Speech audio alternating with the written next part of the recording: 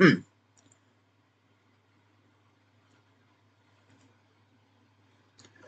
her never name?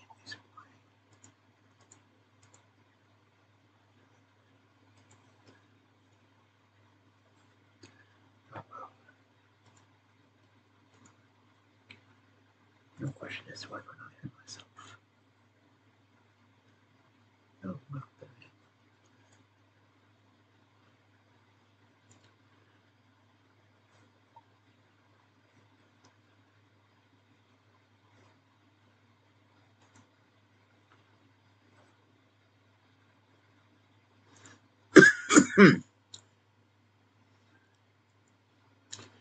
Yeah, I'm still coughing. Sorry about that.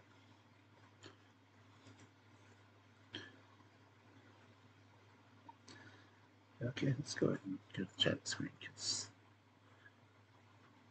we're a little early. So,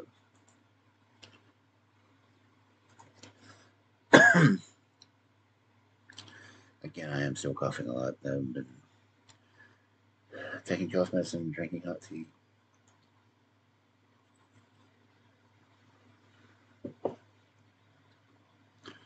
Hopefully, it'll clear up someday.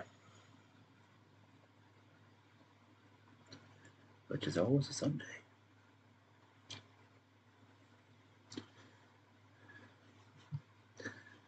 Let's see. So hang out and just chatting for a couple minutes. Gotta get all the broadcasting done and all that whatnot. Such and stuff.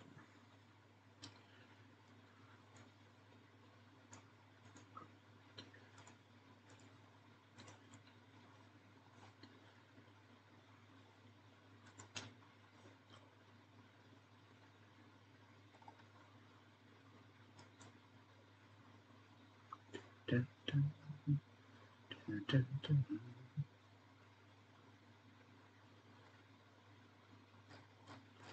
I really wish I could find some music that I could play.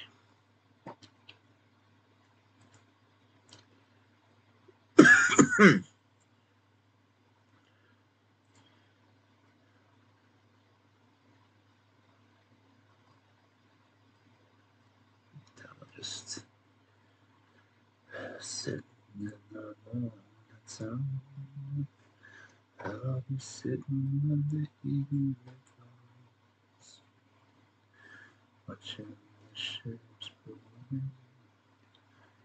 I'll turn away again. Nights on the dock of the bay, watching the time move away. Sitting on the dock of the bay, wasting time. My Georgia, heading for the Frisco Bay. 2,000 miles I run just to make this stop my home. Now I'm just sitting on the top of the bay, watching the tide roll away. Yeah, sitting on the top of the bay, wasting time.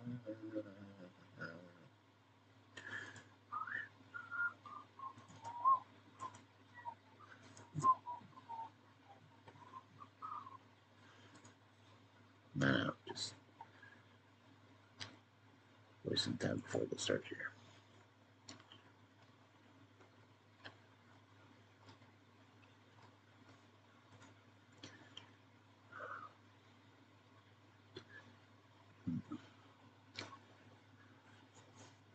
So I hope everyone's been having a good week. Mine's been, I guess, better. Still alive, so I'd say that's a plus in most cases. It's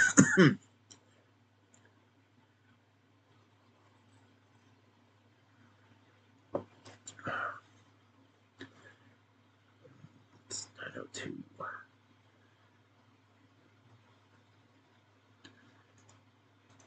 Everyone's streaming right now.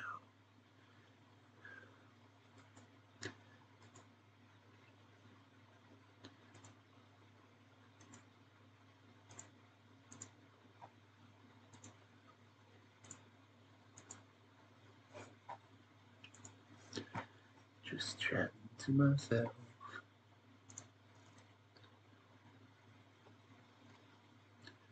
Is Fossa bot even turned on yet? Seriously, bot? Oh, my bot's. Oh, sorry, bot's on.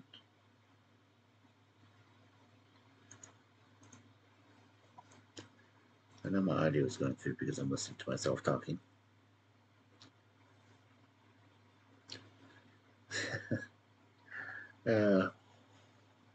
Just finished watching Nosferatu.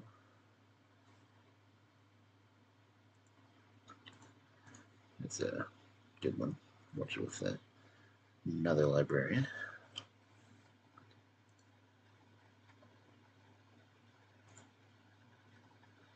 Don't think I have a shout out program for him yet. What? No. You accidentally clicking out of my own channel.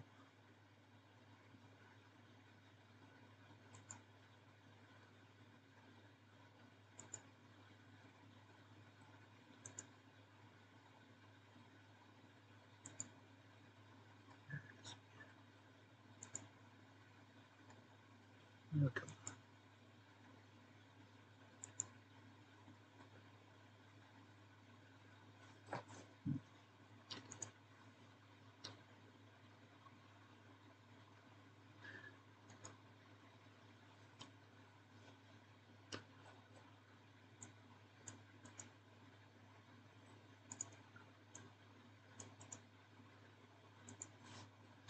Yeah, I was sitting in on Matsu's channel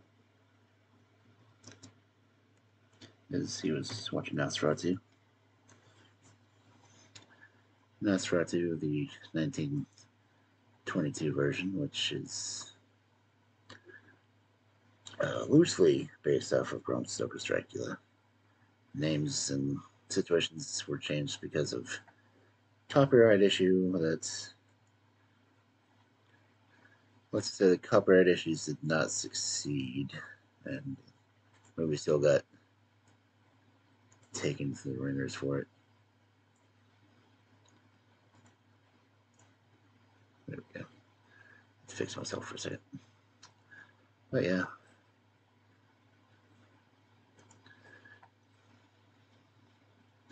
Okay, we got 4 more minutes before we go into the book.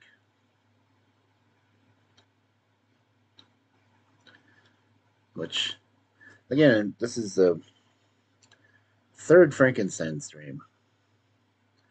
So if you've missed the others, you don't know about the lab, which I honestly think I enjoyed putting the lab scene together. It's still, not as impressive as it could have been.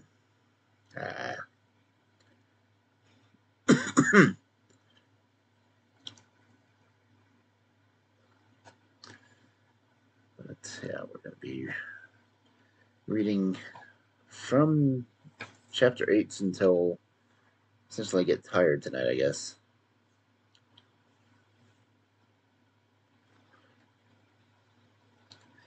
Because doing the reads like this have a tendency to cause my eyes to go woo, and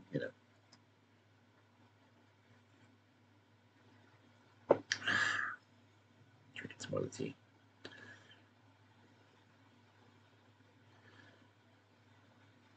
So it's 9:07 Central. So still got a couple minutes to let people try to get in. As honestly, when I'm reading, I try to look up, but I'm looking down at the book and reading. Which is why I designed my desk when I'm doing the readings to actually have me looking at the book, because it's kind of cool.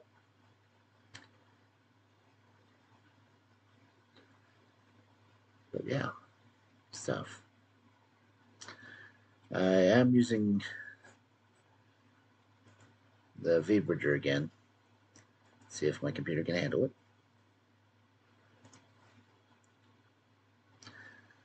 Hopefully, it'll get a little bit better at the mouth movements. Hopefully.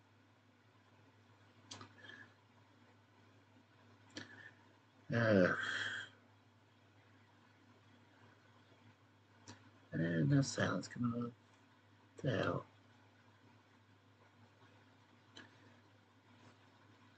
Yeah, I'm going to go ahead and switch over to the lab. Because, I mean, why am I not centered on it?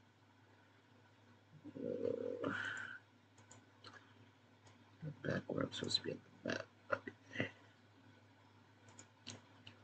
Okay. Anyway, the lab.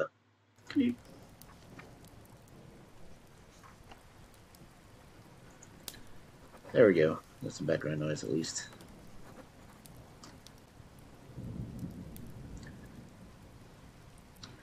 You know, it's always interesting to think of the whole lightning thing is made up more for the movies because the book literally does not give any description at all how the monster was reanimated. And Victor Frankenstein flat out says he doesn't want to say how it happened. Because he's telling all the story to the guy on the boat.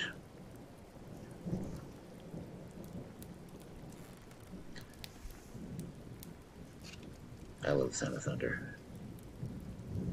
I love the sound of a good fireplace. But anyway, let me get situated here. All right. It is 9:10, and it is time to begin. So, opening up the book to chapter 8. Again, you'll notice my announcement is the first one chapter. Just because I'm that crazy of a guy to do it. Anyway. So, chapter 8.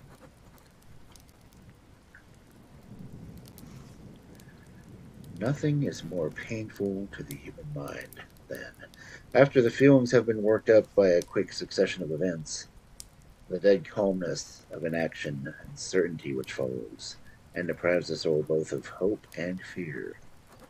Justine died. She rested, and I was alive. The blood flowed freely in my veins, but a weight of despair and remorse pressed on my heart, which nothing could remove. Sleep fled from my eyes. I wandered like an evil spirit, for I had committed deeds of mischief beyond describable horrible. And more, much more, I persuaded myself, as yet behind. Yet my heart overflowed with kindness and the love of virtue.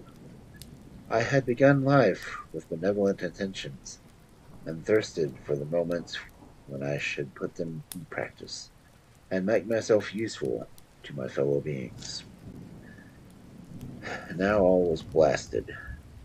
Instead of that serenity of consciousness, which allowed me to look back upon the past with self-satisfaction, and from thence to gather promise of new hopes, I was seized by remorse and the sense of guilt, which hurried me away to a hell of intense tortures such as no language can describe. This state of mind preyed upon my health, which had entirely recovered from the first shock it had sustained. I shunned the face of man. All sound of joy or complacency was torture to me. Solitude was my only consolation. Deep, dark, death-like solitude. My father observed with pain the altercation perceptible in my disposition and habits, and endeavored to reason with me on the folly of giving way to immoderate grief. "Do you think, Victor," he said, "that I do not also suffer? No one could love a child more than I loved your brother." Tears came into his eyes as he spoke. "But it is not a duty to the supervisors. that we should refrain from augmenting their unhappiness by an appearance of immoderate grief. It is also a duty owed to yourself, for excessive sorrow prevents improvement or enjoyment, or even the discharge of daily usefulness, without which no man is fit for society. This advice, although good, was totally inapplicable to my case. I should have been the first to hide my grief and console my friends, if remorse had not mingled its bitterness with my other sensations. Now I could only answer my father with a look of despair, and endeavor to hide myself from his views. About this time we retired to our house at Belrive. This change was particularly agreeable to me. The shutting of the gates regularly at 10 o'clock, and the impossibility of remaining on the lake after that hour, had rendered our residence within the halls of Geneva very irksome to me. I was now free. Often, after the rest of the family had retired for the night, I took the boat and passed many hours upon the water. Sometimes with my sails set, I carried by the wind, and sometimes after rowing to the middle of the lake, I left the boat to pursue its own course, and gave way to my own miserable reflections.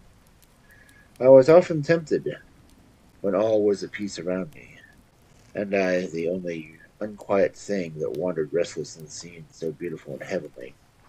If I except some bat or frogs, whose harsh and interrupting croaking was heard only when I approached the shore, often, I say, I was tempted to plunge into the silent lake, that the waters might close over me and my calamities forever.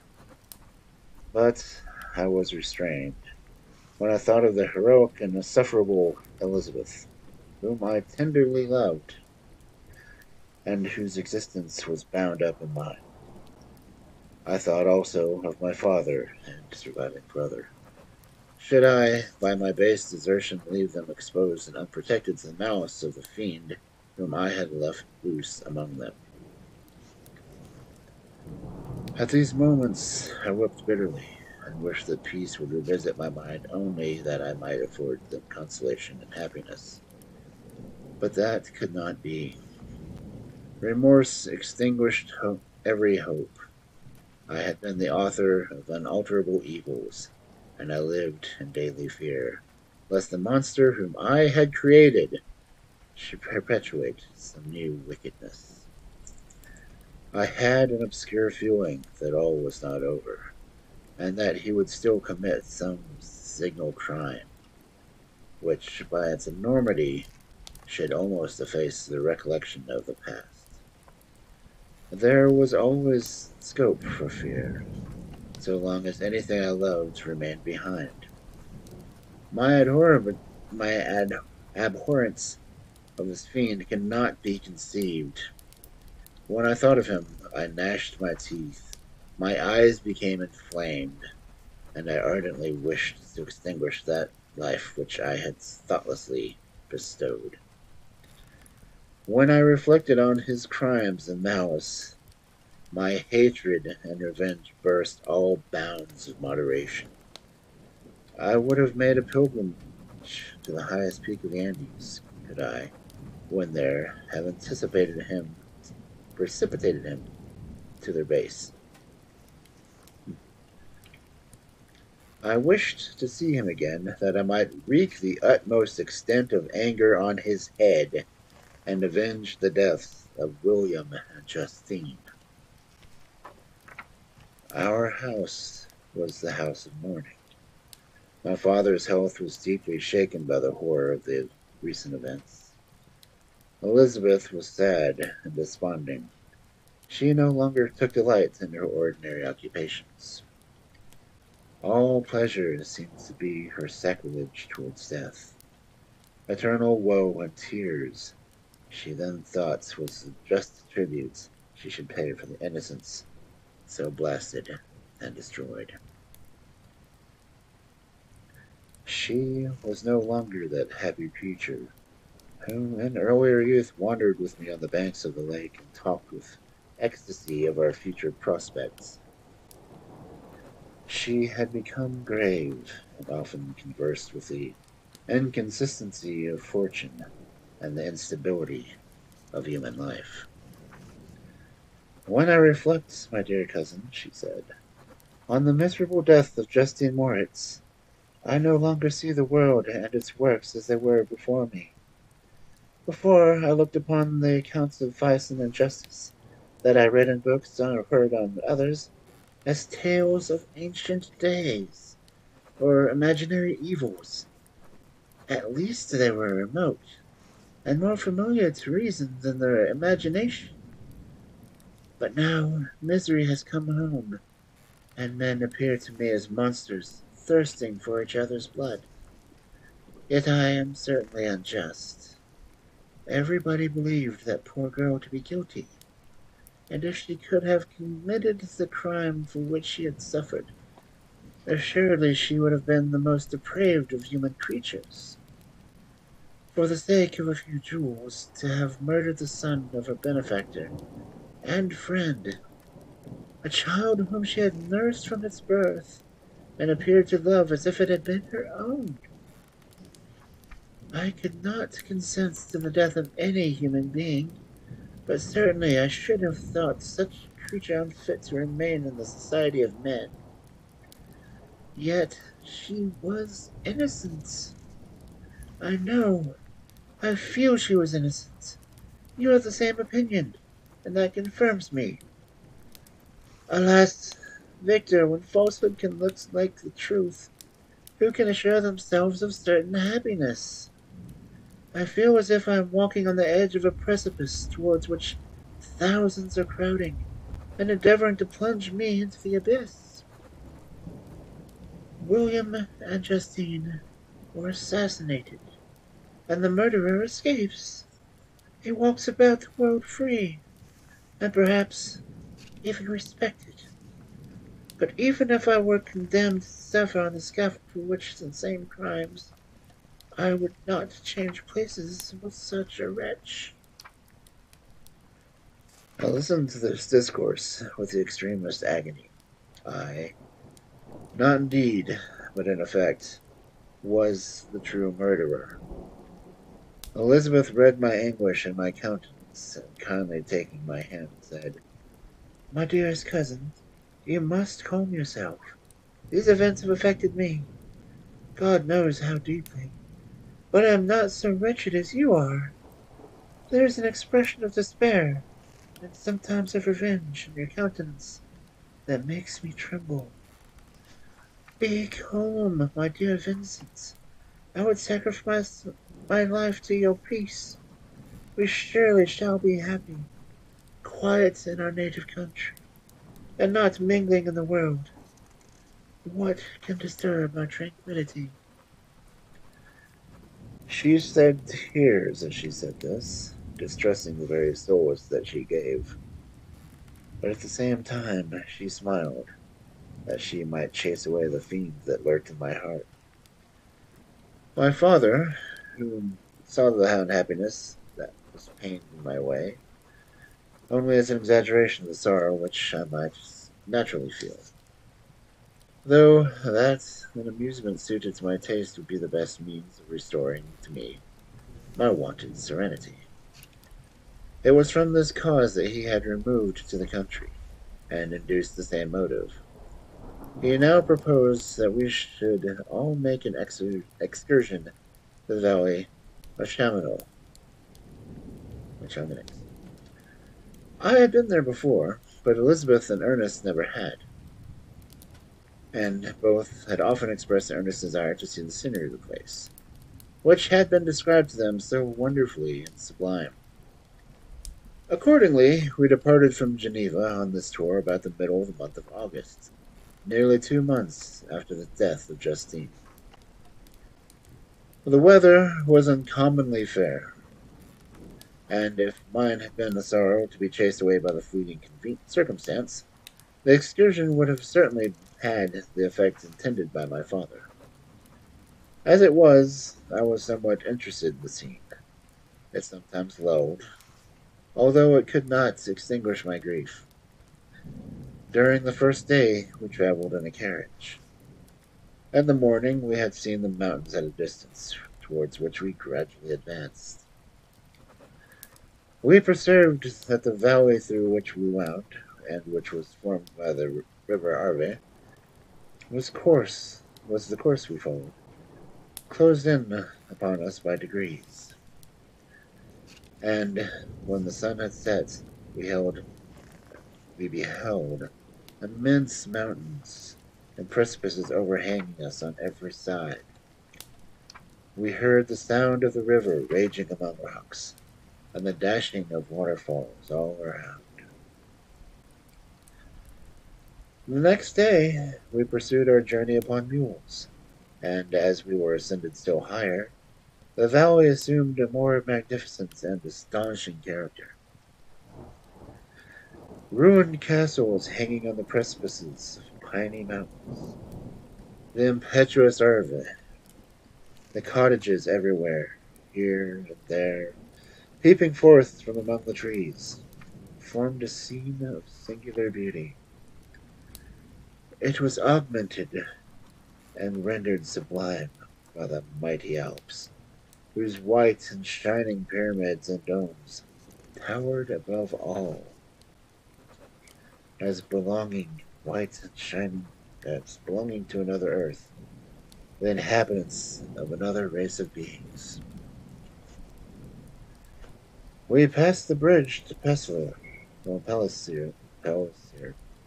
where the ravine and the river forms, opened up for us, and we began to ascend the mountains that overhangs us. Soon after, we entered the valley of Chamonix.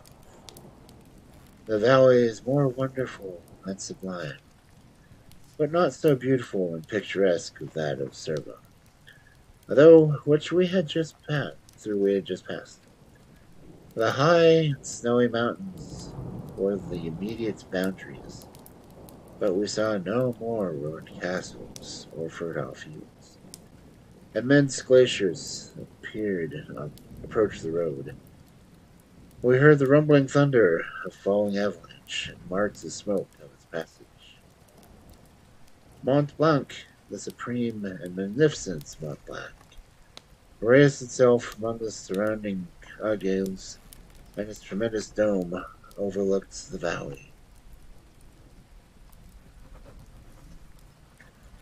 During this journey, I sometimes joined Elizabeth, and exerted myself to the point to point out to her the various beauties of the scene. I often suffered my mule to lag behind, and indulged in the misery of reflection. At other times I spurred on the animal before my companions, that I might forget them, the world, and all, more than its all, to myself.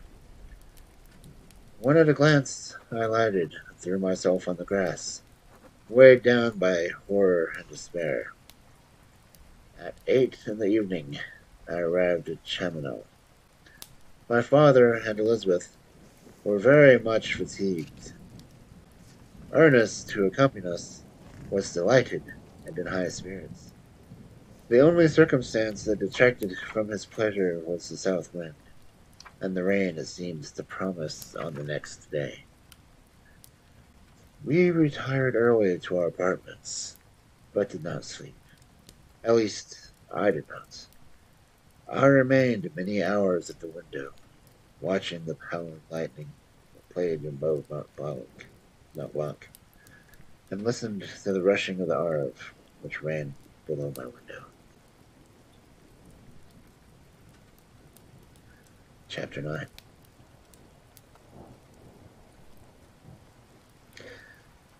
The next day, contrary to the prognostications of our guides, was fine, although clouded. We visited the source of the Arve and rode about the valley until evening. The sublime and magnificent scenes afforded me the greatest consolation that I was capable of receiving. They elevated me from all littleness of feeling, and although they did not remove my grief, they subdued and tranquilized it. In some degree, also, they diverted my mind from the thoughts over which it had brooded for the last month. I returned in the evening fatigued, but less unhappy, and conversed with my family with more cheerfulness than had been my custom for some time. Hey, Matsu, welcome in. My father was pleased, and Elizabeth overjoyed. My dear cousin, she said, you see what happiness you diffuse when you are happy. Do not relapse again.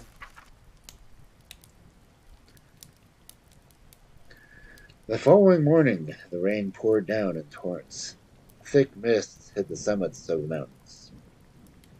I rose early, but felt unusually melancholy. The rain depressed me, and my old feelings recurred, and I was miserable. I knew how disappointed my father would be at the sudden change, and I wished to avoid him until I had recovered myself so far as to be enabled to conceal those feelings that overpowered me.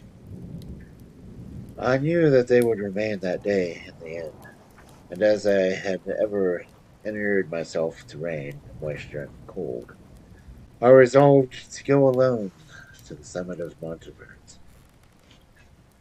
I remember the effects that the view of the tremendous and ever-moving glacier had produced upon my mind when I first saw it.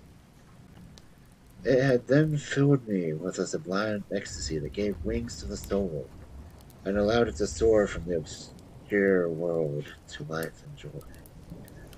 The sight of the awful and majestic in nature had indeed always the effect of solemnizing my mind and causing me to forget the passing cares of life. I determined to go alone, for I was well acquainted with the path, and the presence of another would destroy the solitary grandeur of the scene.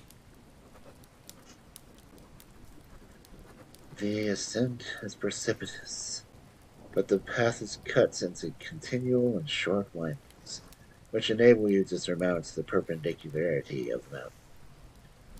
It is a scene terribly desolate, and 1,000 spots of traces of the winter avalanche may be perceived, where the trees lie broken and strewed on the ground.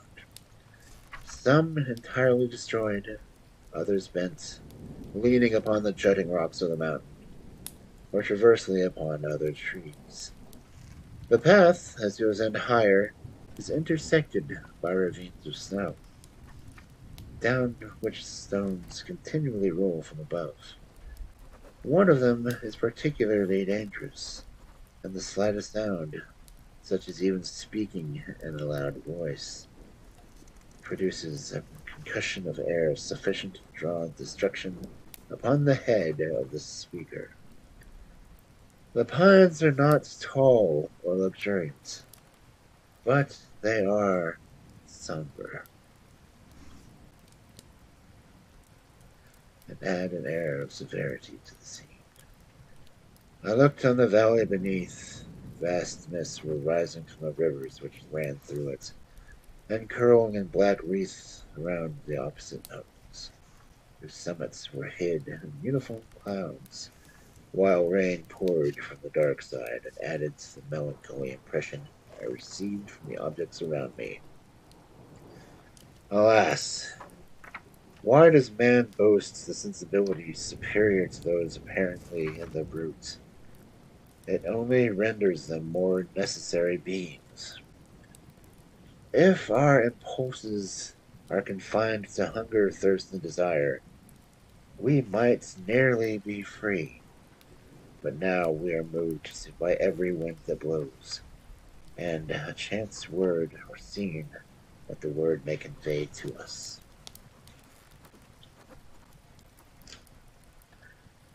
We rest. A dream has power to poison sleep. We rise. One wandering through thought breathes the day. We feel, conceive, or reason, laugh, or weep, embrace fond woe, and cast our cares away.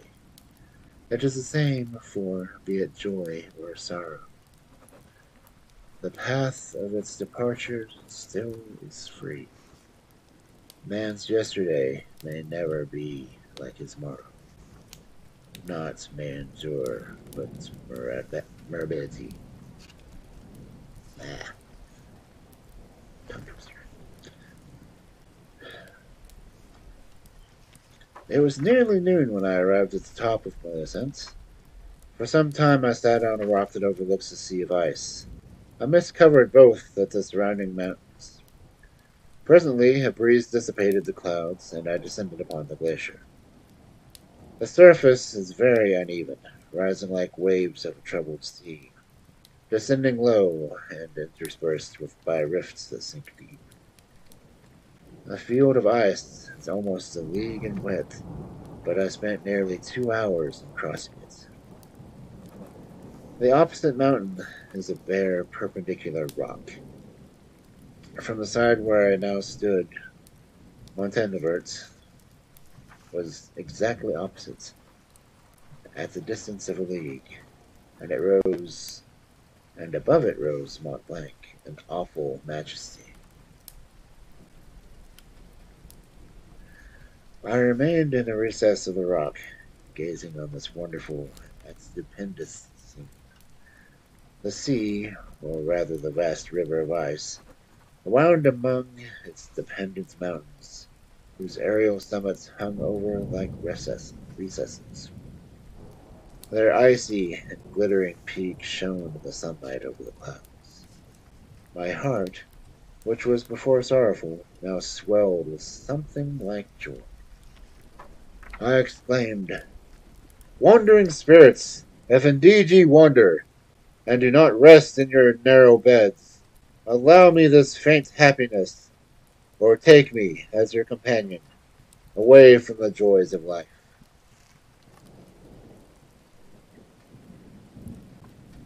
As I said this, I suddenly beheld a figure of a man at some distance, advancing towards me with superhuman speed.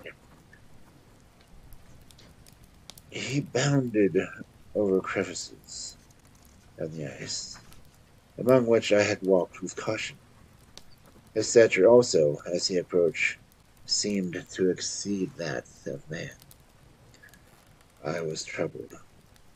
A mist came over my eyes, and I felt a faintness seize me. But I was quickly restored by the cold gale of the mountains. I perceived, as the shape came near, sight tremendous and abhorred, that it was the wretch whom I had created. I trembled with rage and horror, resolving to wait his approach, and then close with him the mortal combat. He approached. His countenance bespoke bitter anguish, combined with disdain and malignity, while its unearthly ugliness rendered it almost too horrible for human eyes. But I scarcely observed this. Anger and hatred had at first deprived me of utterance, and I recovered only to overwhelm him with words expressive of furious detestation and contempt. "Devil!" I exclaimed, "do you dare approach me? And do you not fear the fierce vengeance of my arm right down your miserable head? Be gone, vile insect, or rather stay that I may trample you to dust. And oh, that I could, with the extinction of your miserable existence, restore those victims whom you have diabolically murdered."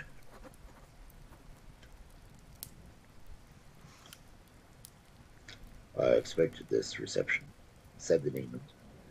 "All men hate the wretched. How then I must be hated, who am miserable beyond all living things. Yet you, my creator, detest and spurn me, thy creature, to whom thou art bound by ties only dissolvable by the annihilation of one of us. You propose to kill me. How dare you sport thus with life? Do your duty towards me, and I will do mine towards you and the rest of mankind. If you will comply with my conditions, I will leave them and you at peace. But if you refuse, I will glut the maw of death until it be satiated with the blood of your remaining friends. Abhorred monster, fiend that thou art, the tortures of hell are too mild a vengeance for thy crimes. Wretched devil, you approach me with your creation. Come on then, that I might extinguish the spark which I so neglectedly bestowed. My rage was without bounds. I sprang on him, impelled by the fumes which can arm one being against the existence of another. He easily eluded me and said, "Be calm. I entreat you to hear me before you give vent to your hatred on my devoted head. Have I not suffered enough that you seek to increase my misery? Life, although it may only be an accumulation of anguish, is dear to me, and I will defend it. Remember, thou hast made me more powerful than myself. My height is superior to thine. My joints are supple. But I will not be tempted to set myself in opposition to thee. I am thy creature.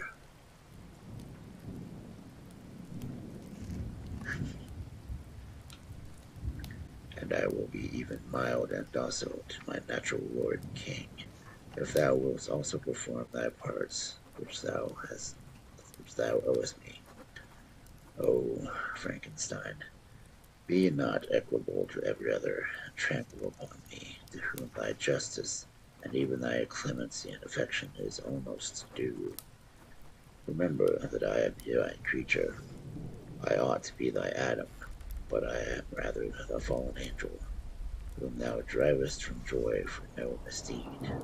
Everywhere I see bliss, from which I alone am irrevocably excluded. I was benevolent and good. Misery made me a fiend, made me happy, and I shall be virtuous.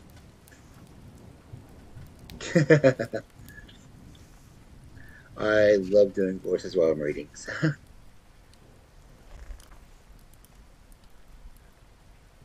And you have to figure he's actually intelligent, and with the way he's built, he would have a naturally low voice like that.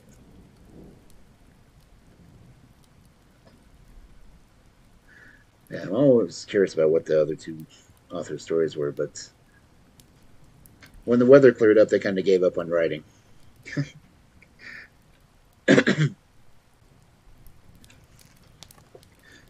Begone! I will not hear you.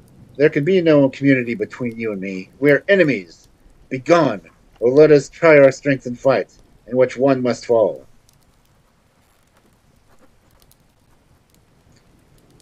How can I move thee? With no entreaties cause thee to turn a favorable eye upon thy creature, who implores thy goodness and compassion. Believe me, Frankenstein, I was benevolent. My soul glowed with love and humanity, but I am not alone, miserably alone. You, my creator, abhor me. What hope can I gather from your fellow creatures who owe me nothing?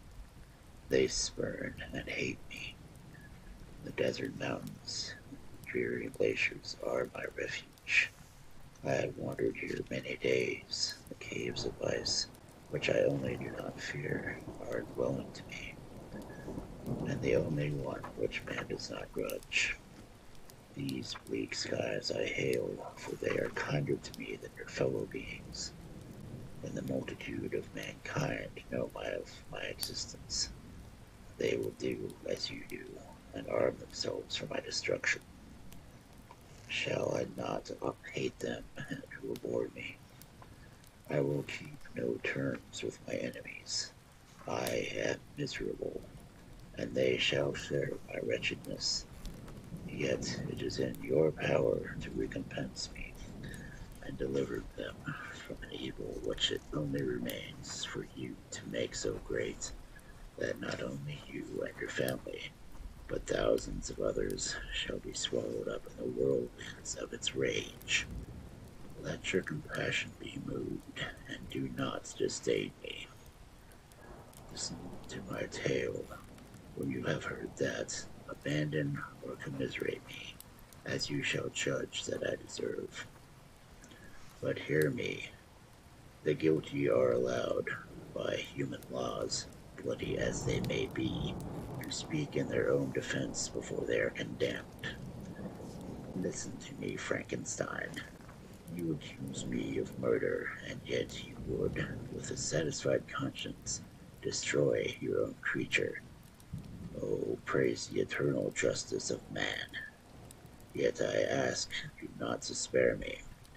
Listen to me, and then, if you can, and if you will, destroy the work of your own hands.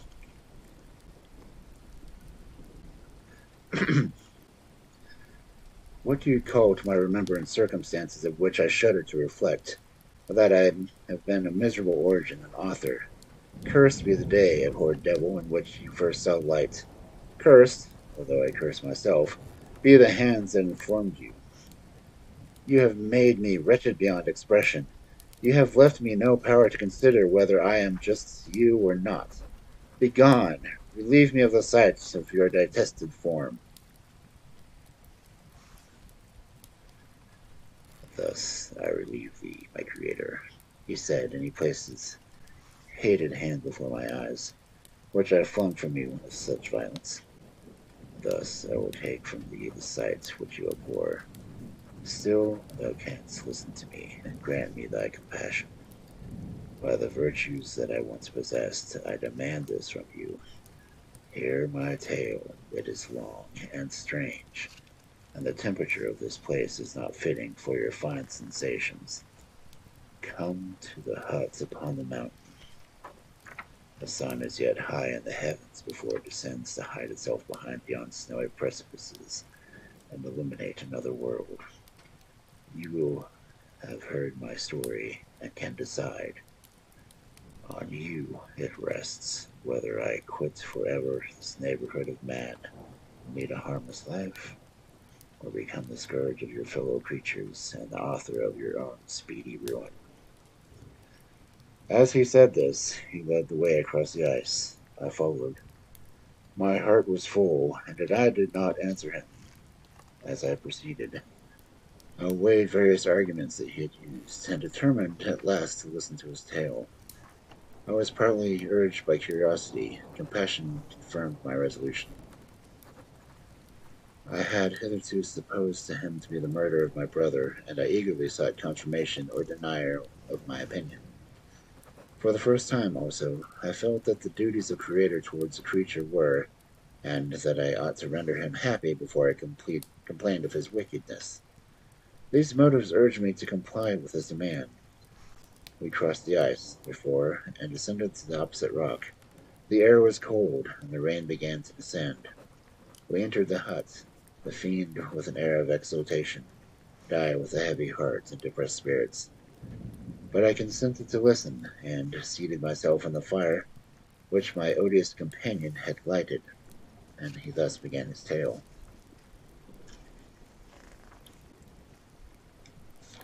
See, that's one of the things about this book. Frankenstein and the monster was intelligent. There's an entire chapter dedicated to him watching a religious family and learning. And the fact that he was collecting firewood for the family and kept out of view the entire time. He was being amicable and helpful and, well, righteous, basically. But they never saw or knew he was there.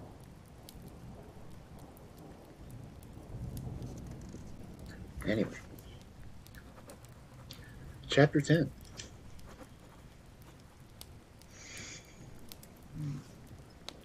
Okay, considerable difficulty that I remembered the original aura of my being. All the events of that particular period appear confused and indistinct.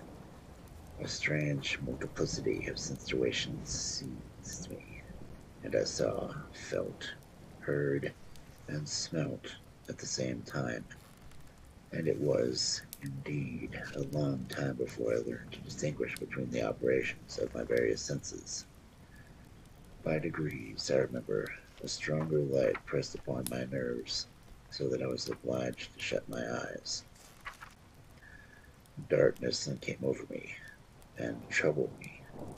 But hardly had I felt this when, by opening my eyes, I was now supposed, the light poured upon me once again. I walked, and, I believe, descended, but I presently found a great alteration in my sensations. Before, dark and opaque bodies had surrounded me, impervious to my touch or sight, but I now found that I could wander at liberty, with no obstacles which I could not either surmount or avoid. The light became more and more oppressive to me, and the heat wearing on me as I walked. I sought a place where I could receive shade. This was the forest near Mingsolblatt, and here I lay by the side of a brook, resting from my fatigue, till I felt tormented by hunger and thirst. This roused me from my normal dominant state, and I ate some berries which I found hanging on a tree or lying on the ground. I slaked my thirst at the brook, and then, lying down, was overcome by sleep. It was dark when I awoke. I also felt cold, and half frightened, as it were instinctive, finding myself so desolate. Before I had requitted your apartment, a sensation of cold, I had covered myself with some clothes, but these were insufficient to secure me from the dews of night. I was a poor, helpless, miserable wretch. I knew and could distinguish nothing, but feeling pain invade me on all sides, I sat down and wept.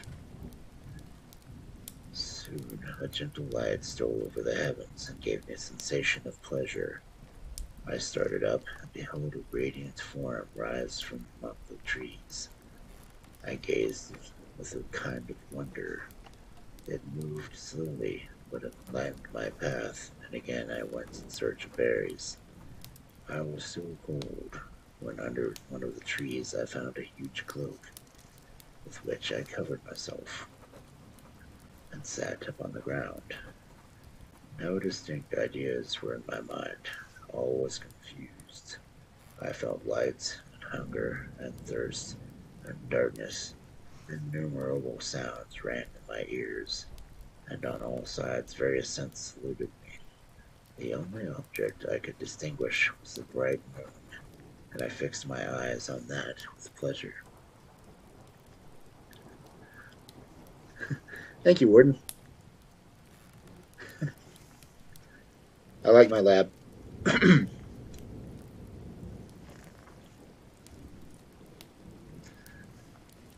Several changes of day and night passed, and the orb of night had greatly lessened when I began to distinguish my sensations from each other.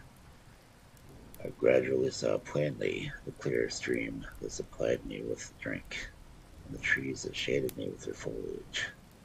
I was delighted when I first discovered that pleasant sound, which often saluted my ears, proceeded from the throats of little winged animals who had often intercepted the light from my eyes. I began also to observe with greater accuracy the forms that surrounded me, and to perceive the boundaries of the radiant roof of light which canoped me. Sometimes I tried to imitate the pleasant songs of birds, but was unable. Sometimes I wished to express my sensations in my own mode, but the uncouth and inarticulate sounds which broke from me frightened me into silence again. The moon had disappeared from the night, and again, with the lessened form, shewed itself while I still remained in the forest. My sensations had, by the time, become distinct, and my mind received every day additional ideas. My ideas became accustomed to the light and to perceive objects in their right forms. I distinguished the insect from the herbs, and by degrees one herb from another. I found the sparrow uttered none but harsh tones, whilst those of the blackbird and thrush were sweet and enticing. One day, when I was oppressed by cold, I found a fire which had been left by some wandering beggars, and was overcome with delight at the warmth I experienced from it. In my joy, I thrust my hand into the live embers, but quickly drew it out again with a cry of pain. How strange, I thought, that the same cause should produce such opposite effects. I examined the materials of the fire, and to my joy found it to be composed of wood. I quickly collected some branches, but they were wet and would not burn. I was pained at this, and sat still watching the operation of the fire. The wet wood which I had placed near the heat dried, and itself became inflamed. I reflected on this, and by touching the various branches, I discovered the cause and busied myself collecting a great quantity of wood, that I might dry it, and have plentiful supply for fire.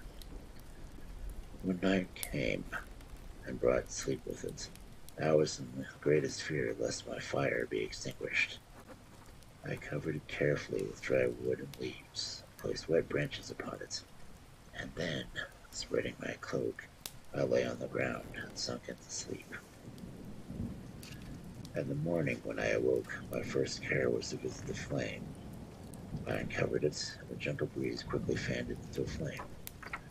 I observed this also, and contrived a fan of branches, which roused the embers when they were nearly extinguished. When night came again, I found, with pleasure, that the fire gave light as well as heat, and that the discovery of this element was useful to me in my food, for I found some of the offals that the travelers had left had been roasted, and it tasted much more savory than the berries I gathered from the trees. I tried, therefore, to dress my food in the same manner, placing it on the live embers. I found that the berries were spoiled by this operation, and the nuts and roots much improved. Food, however, had become scarce, and I often spent the whole day searching in vain for a few acorns to assuage the pains of hunger. When I found this, I resolved to quit the place that I had hitherto inhabited, to seek for one. Few wants I experienced to be more easily satisfied. In this emigration, I exceedingly lamented the loss of fire which I had obtained through accident, and knew not how to reproduce it. I gave several hours to the serious consideration of this difficulty, but I was obliged to relinquish all attempts to supply it, and wrapping myself in my cloak, I struck across the wood towards the setting sun.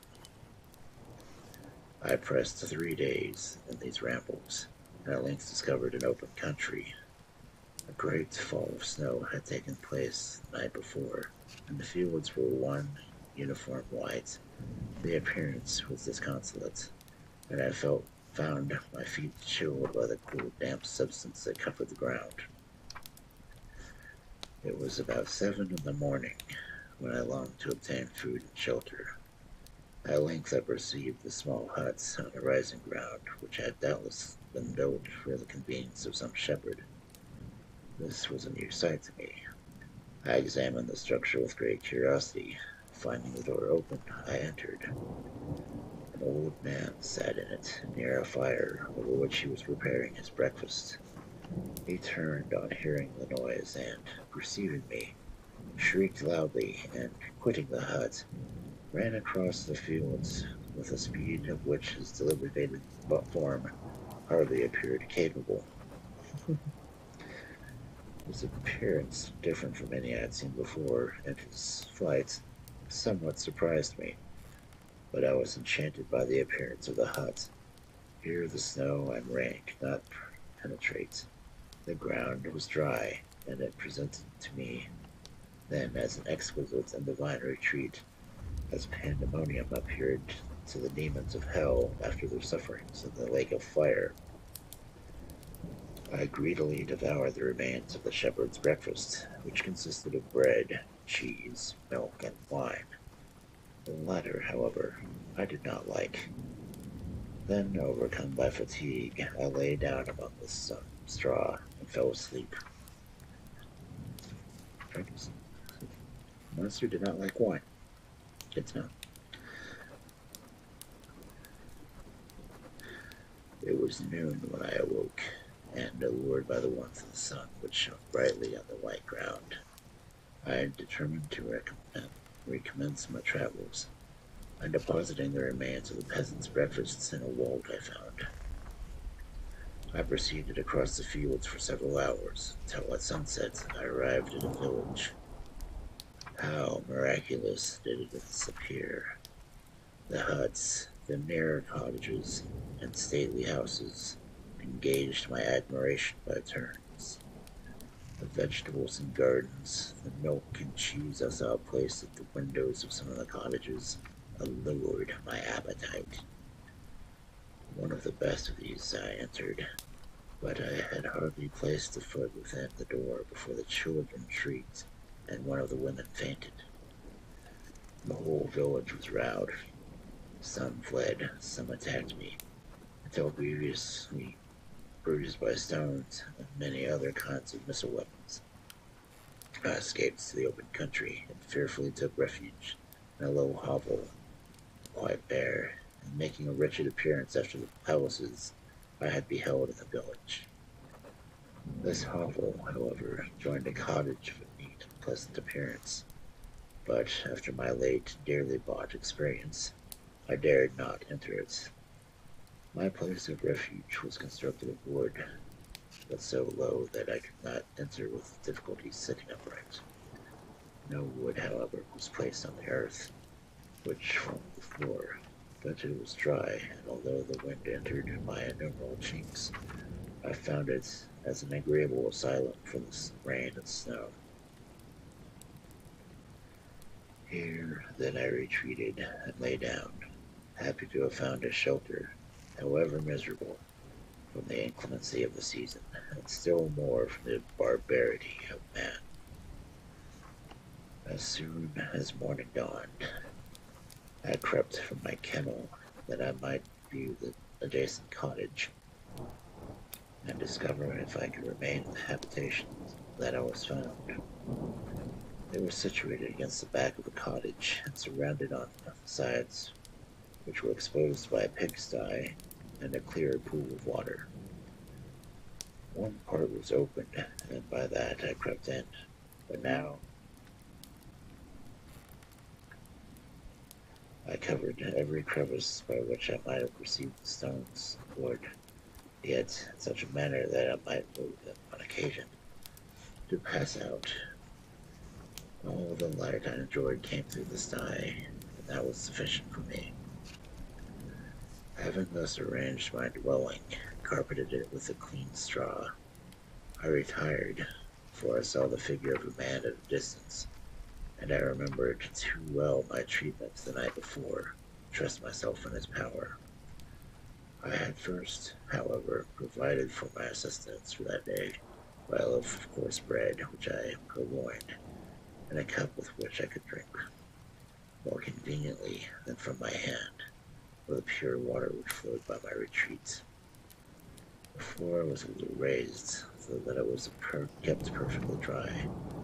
By its vicinity to the chimney of the cottage, it was tolerably warm. Being provided thus, I resolved to reside in this home until something should occur which might alter my determination. It was indeed a paradise compared to the bleak forest, my former residence, the rain-dropping branches and dank earth.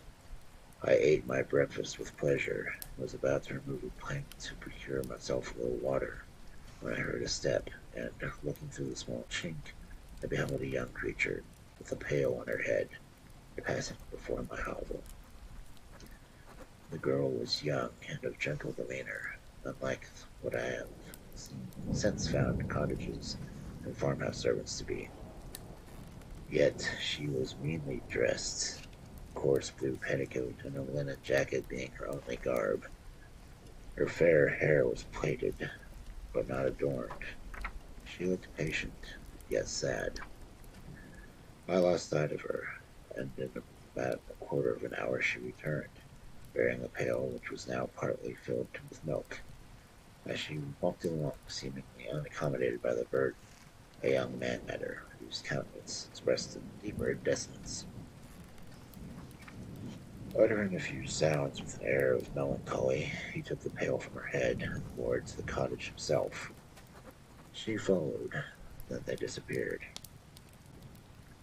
Presently I saw the young man again, with some tools in his hand, across the field and cottage, and the girl was also busied, sometimes in the house and sometimes in the yard.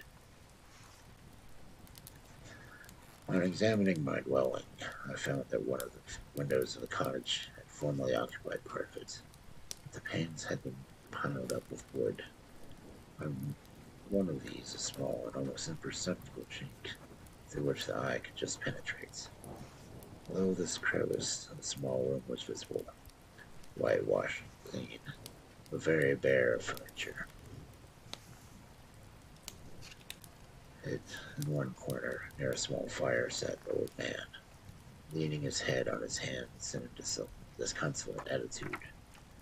The young girl was occupied by arranging the cottage, but presently she took something out of a drawer which employed her hands, and she sat down beside the old man, who, taking up an instrument, began to play and to produce sounds sweeter than the voice of the thrush or the nightingale. It was a lovely sight, even to me, poor wretch, who had never beheld some sight beautiful before. The silver hair and benevolent courtenance of the aged cottager won my reverence, while the gentle manners of the girl enticed my love. He played a sweet, mournful air, which I perceived drew tears from the eyes of the amicable companions, of which the old man took no notice until he sobbed audibly. He then pronounced a few sounds. The fair creature, leaving her work, knelt at his feet.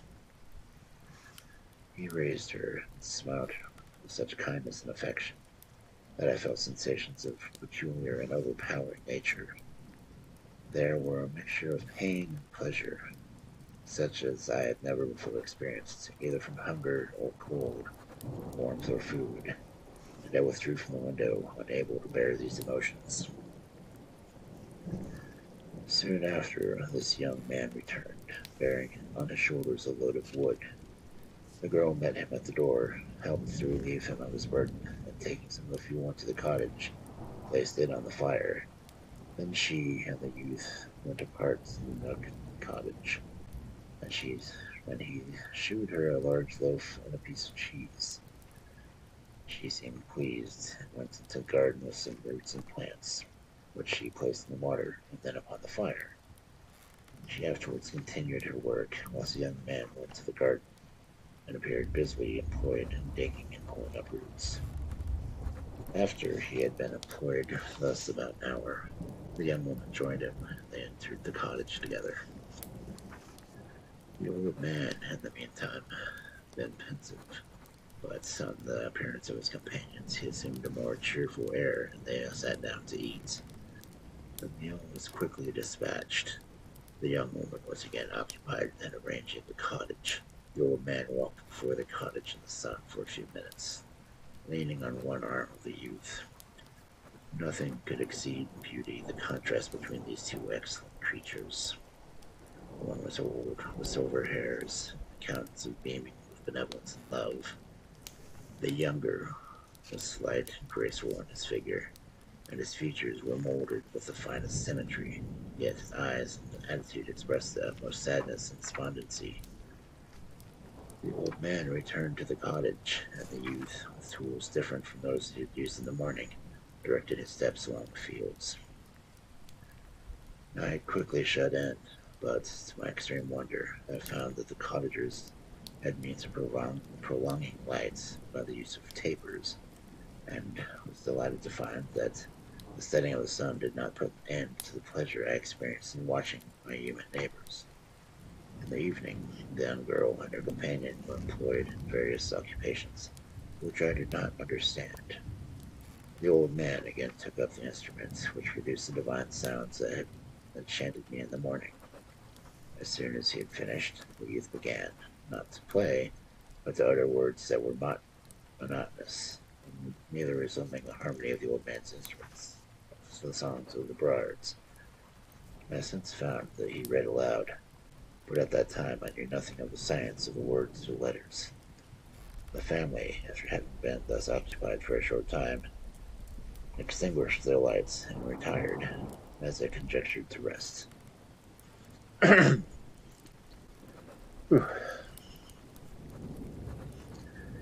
chapter, chapter 11.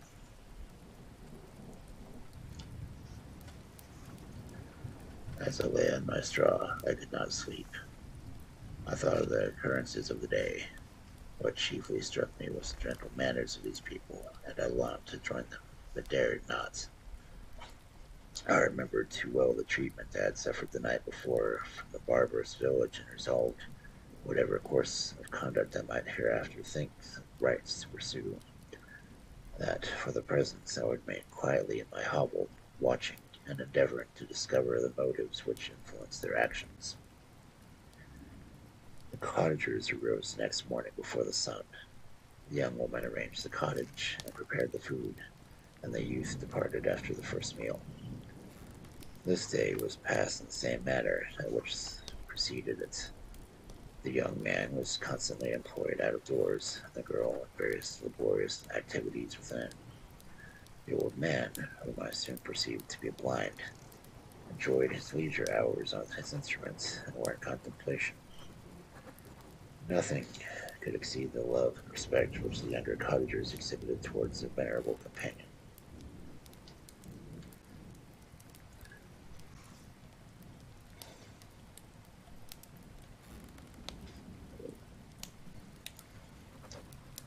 Nothing they performed towards him every little office of affection and duty with gentleness, and he rewarded them with his benevolent smiles.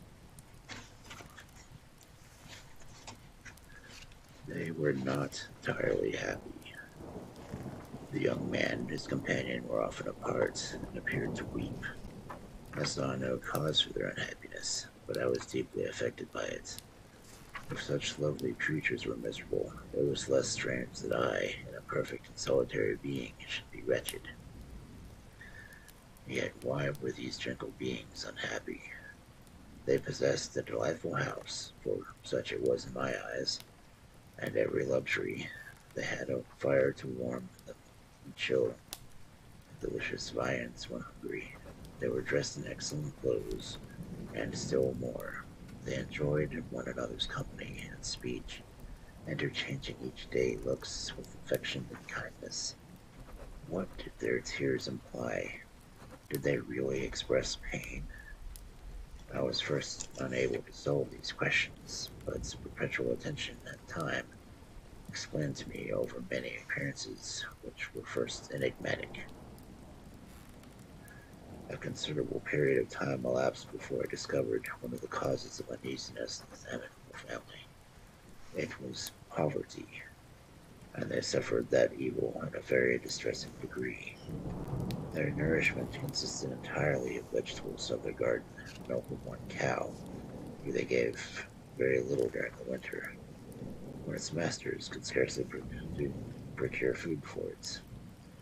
They often, I believe, suffered the pangs of hunger very poignantly, especially the two younger cottagers, for several times they placed food before the old man, when they reserved none for themselves. This trait of kindness moved me sensibly. I had been accustomed during the nights to steal part of their store for my own consumption, but when I found that doing this I was inflicting pain on their cottagers, I abstained, and sustained myself on berries, nuts, and roots which I gathered from the neighboring wood. I discovered also another means through which I was enabled to assist their labors. I found that the youth spent a great part of the day collecting wood for the family fire, and during the night I often took his tools, to use which I quickly discovered, and brought home iron sufficient the consumption of several days. I remember the first time that I did this. The young woman, when she opened the door in the morning, appeared greatly astonished on seeing a great pile of wood on the outside. She uttered some words in a loud voice, and the youth joined her. She also expressed surprise. I observed with pleasure that he did not go to the forest that day, but spent it in repairing the cottage and cultivating the garden. By degrees, I made a discovery of still greater movement. I found that these people possessed a method of communicating their experience and feelings to one another by articulate sounds. I perceived that the words they spoke sometimes produced pleasure or pain, smiles or sadness, in the minds and countenances of the hearers. This was indeed a godlike science, and I ardently desired to become acquainted with it, but I was baffled in every attempt I made for this purpose. Their pronunciation was quick, and the words they uttered, not having any apparent connection with visible objects, I was unable to discover any clue by which I could unravel the mystery of the reference. By great application, however, and after hearing remained during the space of several revolutions of the moon in my hovel, I discovered the names that were given to some of the most familiar objects of discourse. I learned and applied the words fire, milk, bread, and wood. I learned also the names of the cottagers themselves. The youth and his companion had each of them several names. The old man had only one, which was father. The girl was called sister or Agatha, and the youth Felix, brother or son. I cannot describe the delight I felt when I learned the ideas appropriated to each of these sounds, and when I was able to pronounce them and distinguish several other words without being able to yet understand or apply them, such as good, dearest, unhappy. I spent the winter in this manner. The gentle manners and beauty of the cottagers greatly endeared them to me. When they were unhappy, I felt depressed. When they rejoiced, I sympathized in their joys. I saw a few beings beside them, and if any other happened to enter the cottage, their harsh manners and rude gait only enhanced me the superior accomplishments of my friends. The old man, I could perceive, often endeavored to encourage his children, and sometimes I found that he called them to cast off their melancholy. He would talk in a cheerful accent, with an expression of goodness that bestowed pleasure even upon me. Agatha listened with respect, her eyes sometimes filled with tears, which she endeavored to wipe away unperceived, but I generally found that her countenance and tone were more cheerful after having listened to the exhortations of her father. It was not thus with Felix. He was always the saddest of the group, and even to my unpracticed senses, he appeared to have suffered more deeply than his friends. But if his countenance was more sorrowful, his voice was more cheerful than that of his sister, especially when he addressed the old man. I could mention innumerable instances which, although slight, marked the dispositions of the amicable cottagers. In the midst of poverty and want, Felix carried with pleasure to his sister the first little white flower that peeped out from beneath the snowy ground. Early in the morning, before she had risen, he cleared away the snow that obstructed her path to the milk house, drew water from the well, and brought the wood out from the outhouse, where, to his perpetual astonishment, he found his stores always replenished by an invisible hand. In the day, I believe, he worked sometimes for a neighboring farmer, often because he went forth and did not return until dinner, yet brought no food with him. At other times he worked in the garden, but as there was little to do in the frosty season, he read to the old man and Agatha. This reading had puzzled me extremely at first, but by degrees I discovered that he uttered many of the same sounds when he read as when he talked.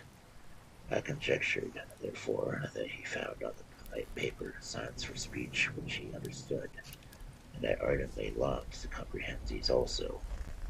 But how was that possible, when I did not even understand the sounds for which they stood as signs? I improved, however, sensibly in the science, but not sufficiently enough to allow any kind of conversation, although I applied my whole mind to the endeavor, for I easily perceived that, although I eagerly longed to discover myself to the cottagers, I ought not to make an attempt until I first became master of their language, which knowledge might enable me to make them overlook the deformity of my figure, for with this also the contrast perpetually present to my eyes had made me acquainted. I had admired the perfect forms of my cottagers, their grace, beauty, and delicate compositions. But how was I terrified when I viewed myself in the transparent pool? At first I started back, unable to believe that it was indeed I who was reflected in the mirror. But when I became fully convinced that I was in reality a monster that I am, I was filled with the bitterest sensations of despondence and mortification. Alas, I did not yet entirely know the fatal effects of this miserable deformity. As the sun became warmer and the light of day longer, the snow vanished, and I beheld the bare trees and the black earth. From this time, Felix was more employed, and the heart-moving indications of impending famine disappeared. Their food, as afterwards found, was coarse, but it was wholesome, and they procured a sufficiency of it. Several new kinds of plants sprung up from the garden, which they dressed, and these signs of comfort increased daily as the season advanced. The old man, leaning on his son, walked each day at noon, when it did not rain, as I found it was cold when the heavens poured forth its waters. This frequently took place, but high winds quickly dried the earth, and the season became far more pleasant than it had been. My mode of life in the hovel was uniform. During the morning I attended the motions of the cottages, and when they were dispersed for various occupations, I slept. The remainder of the day I spent in observing my friends. When they had retired to rest, if there was any moon, or the night was starlight, I went to the woods and collected my own wood and fuel for the cottage. When I returned, as often as it was necessary, I cleared the path of the snow, and performed those offices I had often seen done by Felix. I afterwards found that these labors, performed by an invisible hand, greatly astonished them, and once or twice I heard them, on these occasions, utter the words, "Good spirits, wonderful," but I did not understand what the significance of these terms. My thoughts now became more active, and I longed to discover the motives and feelings of these lovely creatures. I was inquisitive to know why Felix appeared so miserable, and Agatha so sad. I thought, foolish wretch, that it might be in my power to restore happiness to these deserving people. When I slept or was absent, the forms of the venerable blind father, the gentle Agatha, the excellent Felix, flitted before me. I looked upon them as superior beings who would be the arbiters of my future destiny.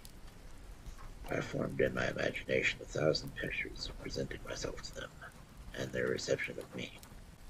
I imagined that they would be disgusted until, by gentle demeanor and conciliating words, I should first win over their favor, and afterwards their love. These thoughts exhilarated me, and led me to apply with fresh ardor to the acquiring art of language. My organs were indeed harsh, but supple, and although my voice was very unlike the soft music of their tones, yet I pronunciated such words as I understood with tolerable ease. It was as the ass and the lapdog, yet surely the gentle ass whose intentions were affectionate, although his manners were rude, deserved better treatment than blows and exhortation. Pleasant showers and genial warmth of the spring greatly altered the aspect of the earth. Men, who before this change seemed to have hid caves, dispersed themselves and were employed in various arts of cultivation. The birds sang in more cheerful notes, and the leaves began to bud forth on the trees. Happy, happy earth, fit habitation for gods, which, so short a time before, was bleak, damp, and unwholesome. My spirits were elevated by the enchanting appearance of nature. The past had blotted from my memory. The present was tranquil, and the future gilded by bright rays of hope and anticipations of joy. That's in chapter 1.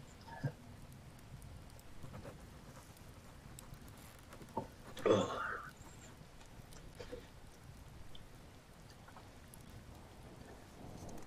well, but kind of gives a good description of his voice, and I'm thinking they're pretty good at it.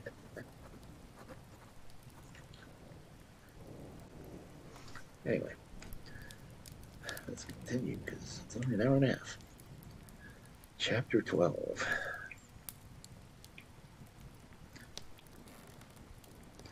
I now hasten to the more moving part of my story. I shall relate events that impressed me with feelings from what I was, have made me what I am.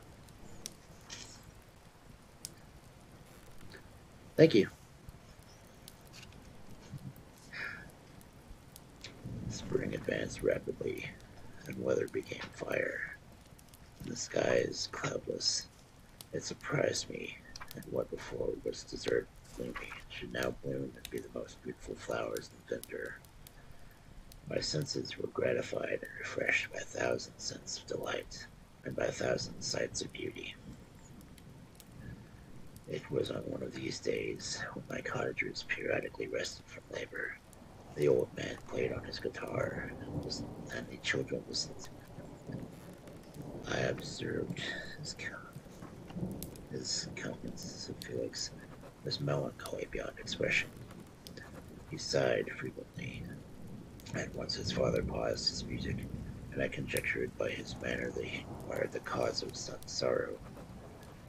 Felix replied in a cheerful accent. The old man was recommencing music when someone tapped at the door. It was a lady on horseback, accompanied by a countryman as a guide.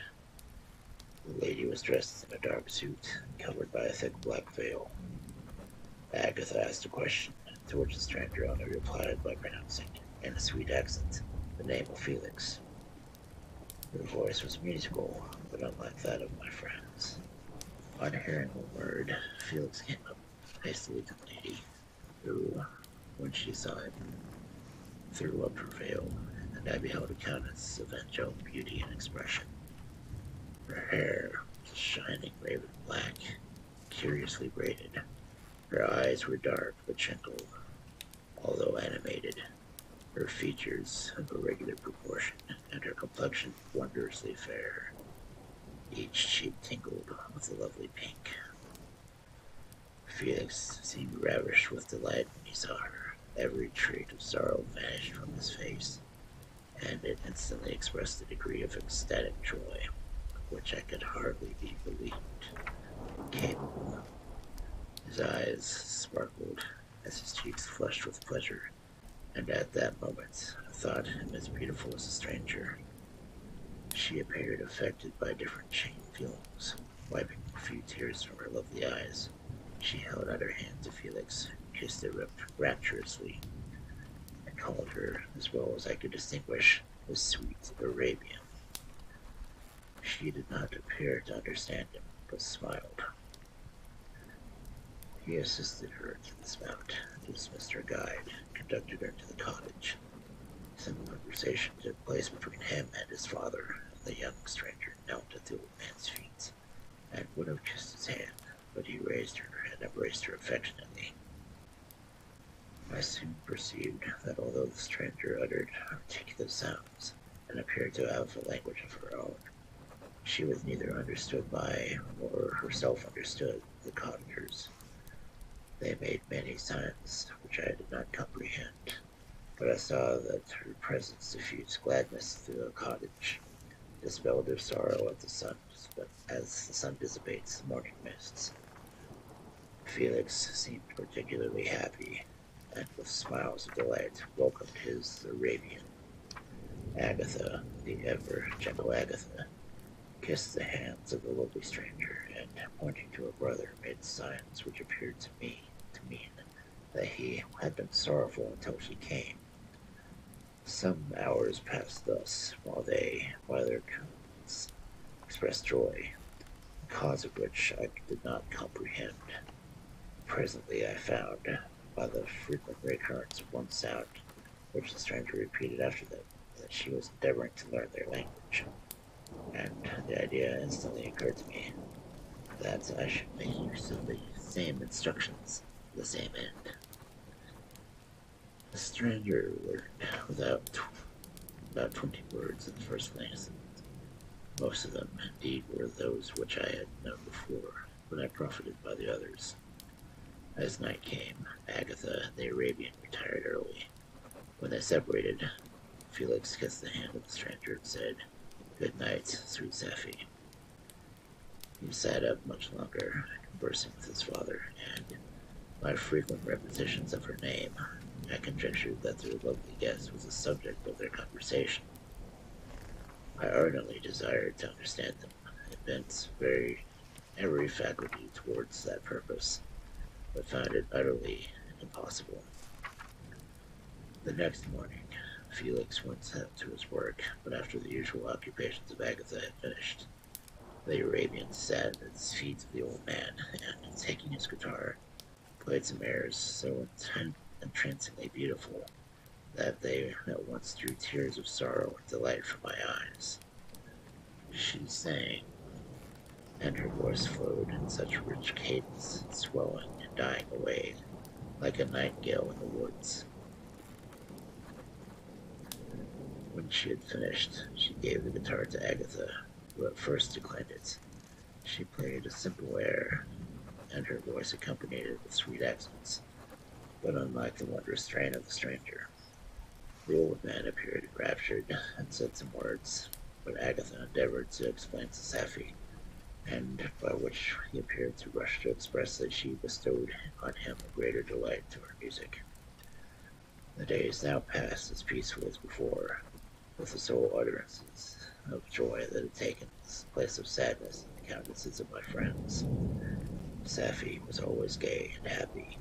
She and I improved rapidly in the knowledge of language, so that in 2 months I began to comprehend most words uttered by my protectors. In the meanwhile, also, the background was covered with herbage, the grain banks interspersed with innumerable flowers, sweets to the sense of the eyes, stars of pale radiance among the moonlight woods. The sun became warmer, clear nights, and balmy, and my nocturnal rambles were an extreme pleasure to me, although they were considerably shortened by the late setting and early rising of the sun, for I never ventured abroad during daylight, fearful of meeting with the same treatment as I had formerly endured by the first village in which I entered. My days were spent in close attention, that I might more expediently master the language, that I may boast that I improved more rapidly than the Arabian, who understood very little and conversed in broken accents. Whilst I comprehended and could imitate almost every word that was spoken. While I improved in speech, I also learned the science of letters. It was taught to the stranger, and this opened before me a wide field of wonder and delight. The book from which Felix instructed Safie was Phone's Ruins of Empires. I should not have understood the purport of the book had not Felix, in reading it, given every minute explanations. He had chosen this work, he said, because of the declamatory style was framed in imitation of the Eastern authors. Through this work, I obtained a cursory knowledge of history and a view of several empires at present existing in the world. It gave me an insight into the manners, governments, and religions of the different nations of Earth. I heard of the slothful Asiatics, the stupendous genius and mental activities of the Grecians, and the wars and wonderful virtue of the early Romans, of their, of their subsequent degradation, and of the decline of that mighty empire of chivalry, Christianity, and kings. I heard of the discovery of the American hemisphere, and wept with Sophie after hapless fates of its original inhabitants. These wonderful narrations inspired me with strange feelings. Was man, indeed, at once so peaceful, so virtuous and magnificent, yet so vicious and base? He appeared at one time a mere scion of the evil principle, and at another was all that can be conceived of noble and godlike. To be a great, virtuous man appeared to be the highest honor that can befall a sensitive being. To be base, vicious, as many record of men, appeared to be the lowest degradation, a condition more abject than that of the blind mole or harmless worm. For a long time I could not conceive how one man could go forth to murder his fellow, or even why there were laws and governments. But when I heard details of vice and bloodshed, my wonder ceased, and I turned away with disgust and loathing. Every consideration of the cottagers now opened new wonders to me, while I listened to the instructions which Felix bestowed upon the Arabian. The strange system of human society was explained to me. I heard of the division of property, of immense wealth, and squalid property, of rank, descent, and noble blood. The words induced me to turn towards myself. I learned that the possessions most esteemed by your fellow creatures were high and unsullied descents, united with riches. A man might be respected with only one of these acquisitions, but without either was to be considered, except in the rare instance of a vagabond or a slave, doomed to waste his powers for the profits of the chosen few. And what was I? Of my creation and creator, I was absolutely ignorant, but I knew I was possessed no money, no friends, no kind of property. I was, besides, endowed with a figure hideously deformed and loathsome. I was not even the same nature as man. I was more agile than they, could subsist on coarser diets. I bore the extremes of heat and cold with less injury to my frame. My stature far exceeded theirs. When I looked around, I saw and heard none like me. Was I then a monster, blood upon the earth, from which all men fled, and by all men disowned? I cannot describe to you the agony that these reflections inflicted upon me. I tried to dispel them, but sorrow only increased my knowledge. Oh, that I had forever remained in my native wood, nor known nor felt beyond the sensations of hunger, thirst, and heat. Of what strange nature is knowledge? It clings to the mind when it was once seized to it, like a lichen on a rock. I wished sometimes to shake off all thought and feeling, but I learned there was but one means to overcome the sensation of pain, and that was death. A state which I feared, yet did not understand. I admired virtue and good feelings, and loved the gentle manners and amicable qualities of my cottagers, but I was shut out from intercourse with them, except through the means which I obtained by stealth, when I was unseen and unknown, and which rather increased and satisfied my desire I had of becoming among my fellows. I gentle words of Agatha and the animated smiles from the charming Arabian were not for me. The mild exhortations of the old man and the lively conversation of the loved Felix were not for me. Miserable, unhappy wretch. Other lessons were impressed upon me even more deeply.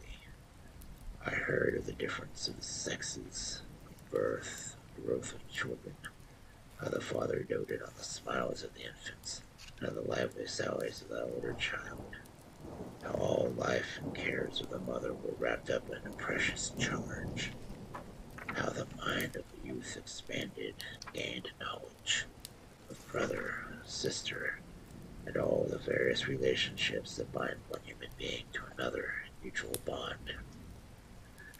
But where were my friends and relations? No father had watched my infant days. No mother had blessed me with smiles or caresses.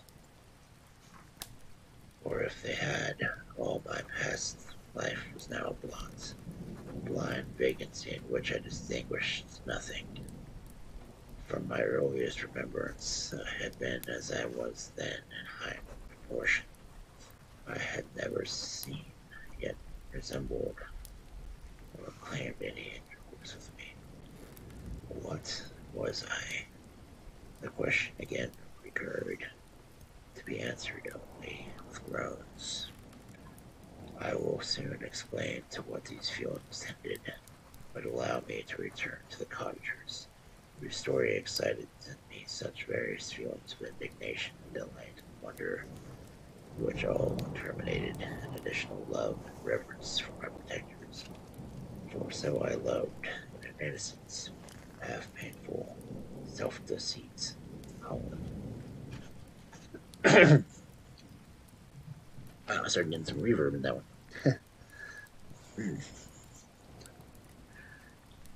And it's like that's 2 chapters of just the monster speaking so far. And looks like chapter 13 is him continuing.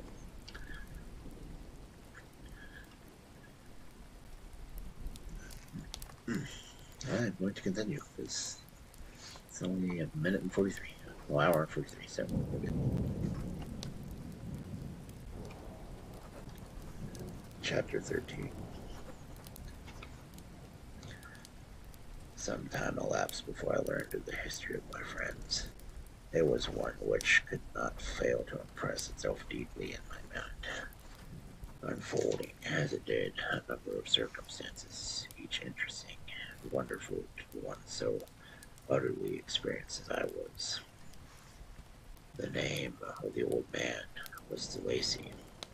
He was descended from a good family in France, where he had lived for many years and was respected by his superiors and beloved by his equals. His son was bred in the service of his country, and Agatha had ranked with the ladies of highest distinction.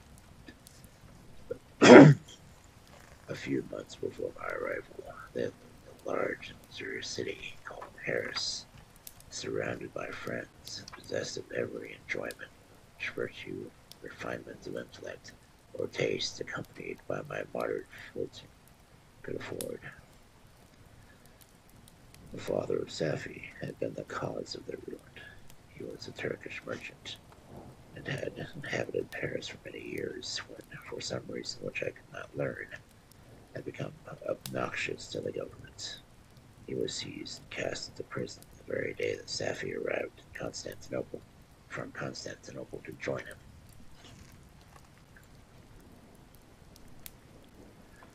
He was tried and condemned to death. The injustice of his sentence was very flagrant. All Paris was indignant, and it was judged that his religion and wealth, rather than the crime alleged against him, had been the cause of his condemnation.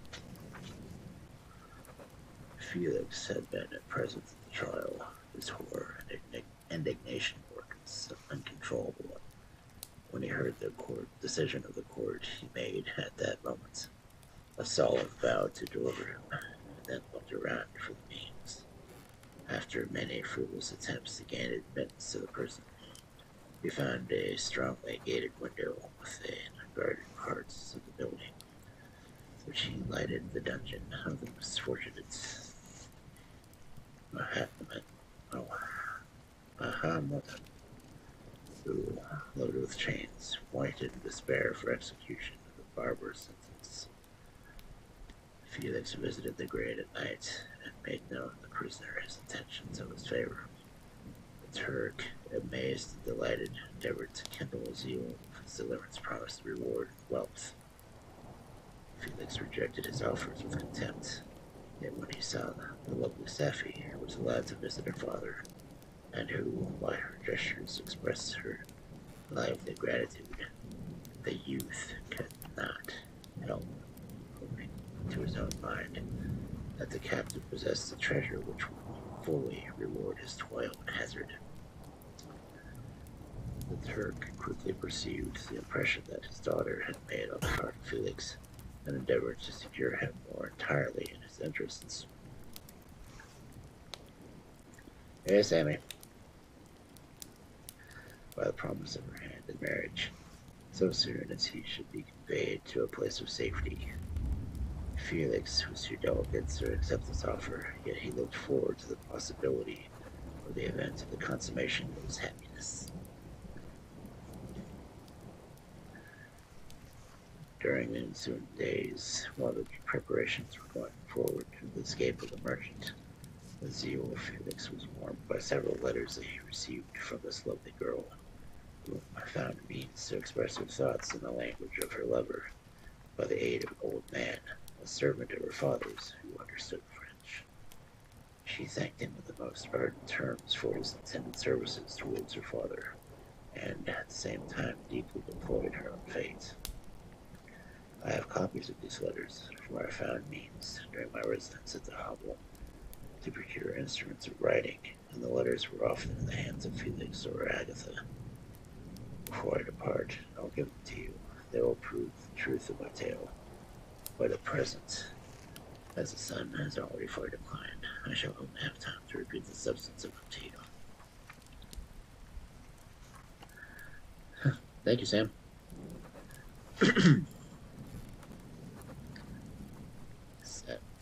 Sapphi related that her father was a Christian Arab, seized and made a slave by the Turks, recommended by her beauty, and had won the heart of the father of Sapphi, who married her. The young girl spoke in high and enthusiastic terms of her mother, who, born in freedom, spurned the bondage to which she was now reduced. She instructed her daughter in the tenets of her religion, taught her to aspire to higher powers of intellect and the independence of spirit, forbidden to the female followers of Mohammed. This lady died, but her lessons were indelibly impressed in the mind of Sapphi, who sickened at the prospect of again turning to Asia, and being immured within the walls of a harem. Allowed to occupy herself with puerile amusements, ill suited for the temper of her soil, now accustomed to the grand ideas and noble moments of virtue, the prospect of marrying a Christian and remaining in a country where women were allowed to take a rank in society was enchanting to her. The day for which the execution of the Turk was fixed, but on the night previous to it, he had quitted the prison. The morning before was distant many leagues from Paris. Felix was procured passports in the name of his father, sister, and himself. He had previously communicated his plan to the former, who aided the seeds of quitting his house, under the pretense of journey, and concealed himself with his daughter in an obscure part of Paris. Felix conducted the fugitives through France to Lyons, and across Mount Cenis to Leghorn, where the merchant had decided to wait a favorable opportunity of passing some time the Turkish dominations. Sapphi resolved to remain with her father until the moment of his departure, before which time the Turk renewed his promise that she should be united to his deliverer, and Felix remained with them in expectation of the event, and in the meantime he enjoyed the society of the Arabian, who exhibited towards him the simplest and tenderest affection. They conversed with one another through the means of an interpreter, and sometimes with the interpretation of looks, and Safie sang to him the divine airs of her native country. The Turk allowed this intimacy to take place and encouraged the hopes of the youthful lovers, while in his heart he had formed far other plans. He loathed the idea that his daughter should be united to a Christian, but he feared the resentment of Felix if he should appear lukewarm, for he knew that he still had the power of his deliverer if he should choose to betray him to the Italian state which they had inhabited. He resolved 1,000 plans by which he should enable Ruslan to deceive until he had no longer a necessity, and secretly to take his daughter with him when he departed. His plans were greatly facilitated by the news which arrived from Paris. The government of France were greatly enraged to escape of their victim, and pain spared no pains to detect and punish this delivery. The plot of Felix was quickly discovered, and Delancey and Agatha were thrown into prison. The news reached Felix and roused him from his dream of pleasure. His blind and aged father and his tranquil sister lay in some noisome dungeon, while he enjoyed the free air and the society of her whom he loved. The idea was torture to him. He quickly arranged for the Turk that if the latter should be a favorable opportunity for the escape before Felix could return to Italy, Safie would remain as a boarder in the convents of Legmont, and then, quitting the lovely Arabian, and fastened to Paris, delivered himself to the vengeance of law, hoping to see Delancey and Agatha before by his proceeding. He did not succeed. They remained confined for 5 months before the trial took place, the result of which deprived them of their fortune and condemned them to perpetual exile from their native country. They found a miserable asylum in the cottage of Germany, where I discovered them. Felix soon learned that the treacherous Turk, for whom he and his family endured such unheard of oppression, discovering that his delivery was thus reduced to poverty and impotence, became a traitor to good feeling and honor, and had quitted Italy with his daughter, insultingly sending Felix a pittance of money to aid him, and he said, some future plan of maintenance. Such were the events that preyed on the heart of Felix, and rendered him, when I first saw him, the most miserable of his family. He could have endured poverty, but when his distress had been the need of his virtue, he would have gloried in it. Felt the ingratitude of the Turk, and lost of his beloved Safie. His misfortunes were more bitter than irreparable. The arrival of the Arabian now infused new life in his soul. But when the news reached Leghorn that Felix was deprived of his wealth and rank, the merchant commanded his daughter to think no more of her lover, but to prepare to return with him to her native country. The generous nature of Safie was outraged by the command. She attempted to expostulate with her father, but he left her angrily, reiterating his tyrannical mandate. A few days later, the Turk entered his daughter's apartments and told her hastily that he had a reason to believe that his residence in Leghorn had been divulged, and that he should repeatedly be delivered upon the French government. He had, consequently, hired a vessel to convey him to Constantinople, for which he should sail in a few hours. He intended to leave his daughter under the care of the confidential servants, to follow her at leisure with great care of part of his property which had not yet arrived at Leghorn. When alone, Safie resolved in her own mind the plan to conduct that it would become her to pursue with the emergency. Her residence in Turkey was abhorrent to her. Her religion and her feelings were alike adverse to it. With some papers of her father's, which fell into her hands, she heard of the exile of her lover, and learned the name of the spot where he resided. She hesitated some time, but at At length, she formed her determination, taking with her some jewels that belonged to her, some small sum of money. She quitted Italy with an attendant, a native of Leghorn, who understood the common language of Turkey, and departed for Germany. She arrived in safety in town, about 20 leagues from the cottage of DeLacy, when her attendants fell dangerously ill. Safi nursed her with most devoted affection, but the poor girl died, and the Arabian was left alone, unacquainted with the country, language of the country, and utterly ignorant of the customs of the world. She felt, however, in good hands. The Italian had mentioned the name of a spot where they would be bound, and after her death, the woman of the house in which they had lived took care that Safi should arrive safely in the cottage of her lover.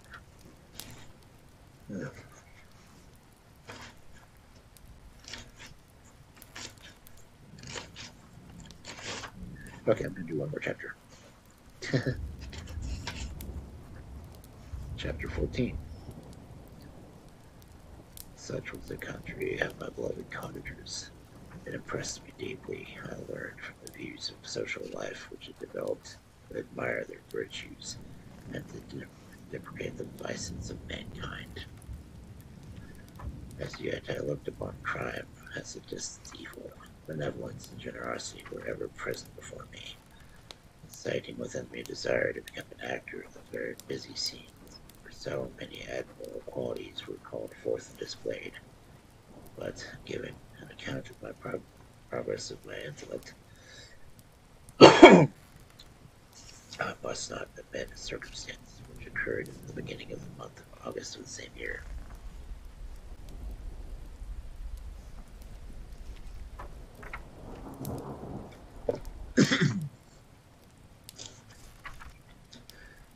One night, during my accustomed visit to the neighboring wood, where I collected my own food and brought some firing for my protectors, I found on the ground a leather tube containing several articles of dress and some books. I eagerly seized the prize and turned it to a hovel. Fortunately, the books were written in the language of the elements, of which I had acquired in the cottage. They consisted of Paradise Lost, a volume of Plutarch's Lives, and The Sorrows of Order. That's a word clipping thought.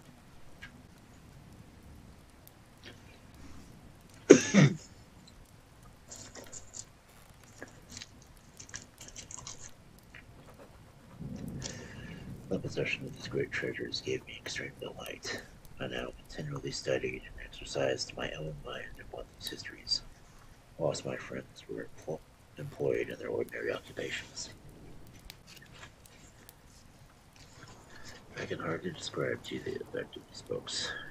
They produced in me an infinity of new images and feelings, which sometimes raised me to ecstasy, but more frequently sunk me into the lowest dejection.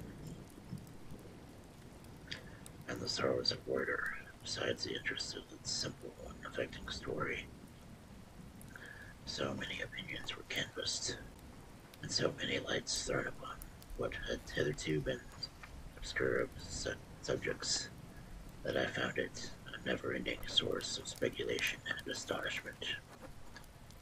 The gentle and domestic manners it described, combined with lofty sentiments and feeling, which had for its object something out of self, according well with my experience among my protectors, and with the wants which were ever alive in my own bosom. But I thought Warner himself a more divine being than I had ever beheld or imagined. His character contained no pretension, but a sunk deep. Disquisitions upon death and suicide were calculated to fill me with wonder. I did not pretend to enter into the merits of his case, yet I inclined towards my opinions of the hero, whose extension I wept, without precisely understanding it. As I read, however, I applied so much personality to my own feelings and condition. I found myself similar, yet at the same time strangely unlike the beings concerning whom I read, to whose conversation I was a listener. I sympathized with and partly understood them, but I was uninformed in mind. I was dependent on none, related to none. The path of my departure was free, and there was none to lament my annihilation. My person was hideous, my stature gigantic. What did this mean? Who was I? What was I? Whence did I come? What was my destination? These questions continually recurred, and I was unable to solve them. The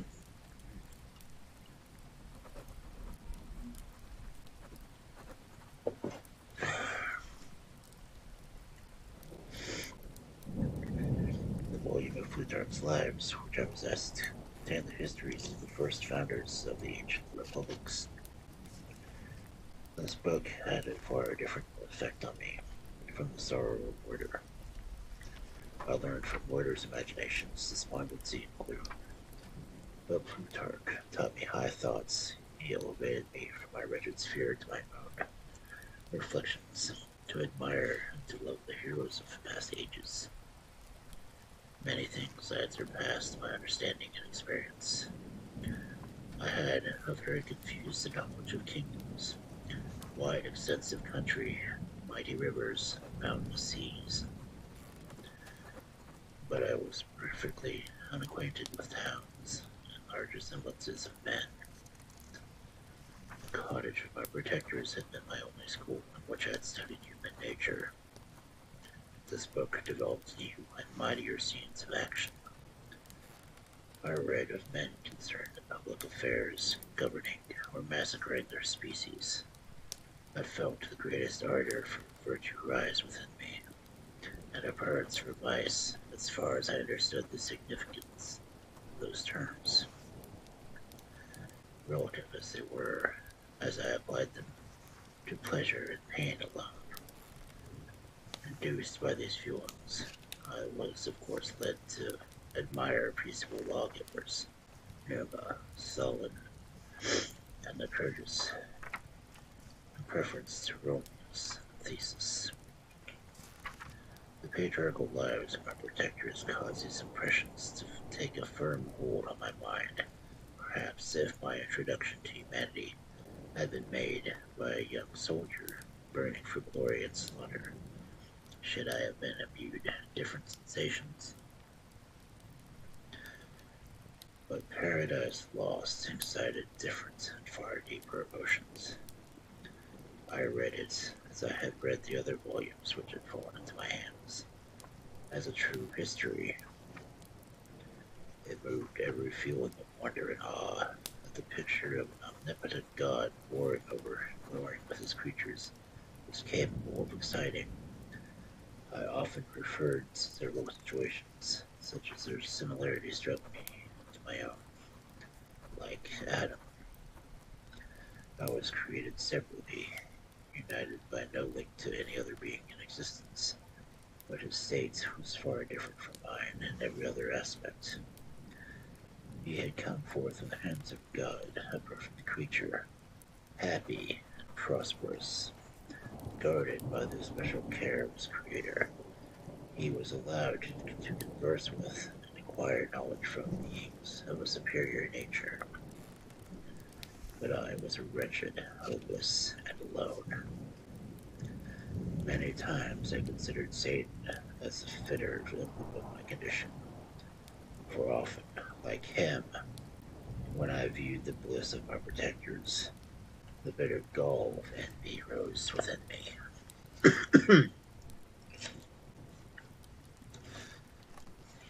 Another circumstance strengthened and confirmed these feelings. Soon after my arrival in the hovel, I discovered some papers in the pocket of the dress which I had taken from her in the laboratory. First, I had neglected them, but now I was able to decipher these characters in which they were written. to study them with diligence. It was your journal of the 4 months that preceded my creation. You minutely described in these papers every step you took, progress of your work. This history was mingled with accounts of domestic occurrences. You doubtless recollect these papers. Here they are. Everything is related in them which bears reference to my accursed origin. The whole detail of that series of disgusting circumstances which produced it is set in view. The minutest description of my odious and loathsome person is given, and language which painted your own horrors and rendered mine ineffable. I sickened as I read. Hateful day when I received life, I exclaimed in agony. Cursed Creator, why did you form a monster so hideous that even you turned from me in disgust? God in pity made man beautiful and alluring after his own image. My form is a filthy type of yours, more horrid from its very resemblance. Satan had his companions, fellow devils, to admire and encourage him. But I am solitary and detested. These were the reflections of my hours of despondency and solitude. But when I contemplated the virtues of the cottagers, their amiable and benevolent dispositions, I persuaded myself that when they should become acquainted with my admiration for virtues, they would compassionately overlook my personal deformity. Could they turn from their door of one, however monstrous, who solicited their compassion and friendship? I resolved at least not to despair, but in every way to fit myself for an interview with him, which would decide my fate. I postponed this attempt for some months longer, for the importance attached to its success inspired me with a dread lest I should fail. Besides, I found that my understanding improved so much with every day's experience that I was unwilling to commence this undertaking until a few more months should have aided my wisdom. Several changes in the meantime took place in the cottage. The presence of safety diffused happiness among its inhabitants, and I also found that the greater degree of plenty reigned there. Felix and Agatha spent more time in amusements and conversation, and were assisted in their labors by servants. They did not appear rich, but they were contented and happy.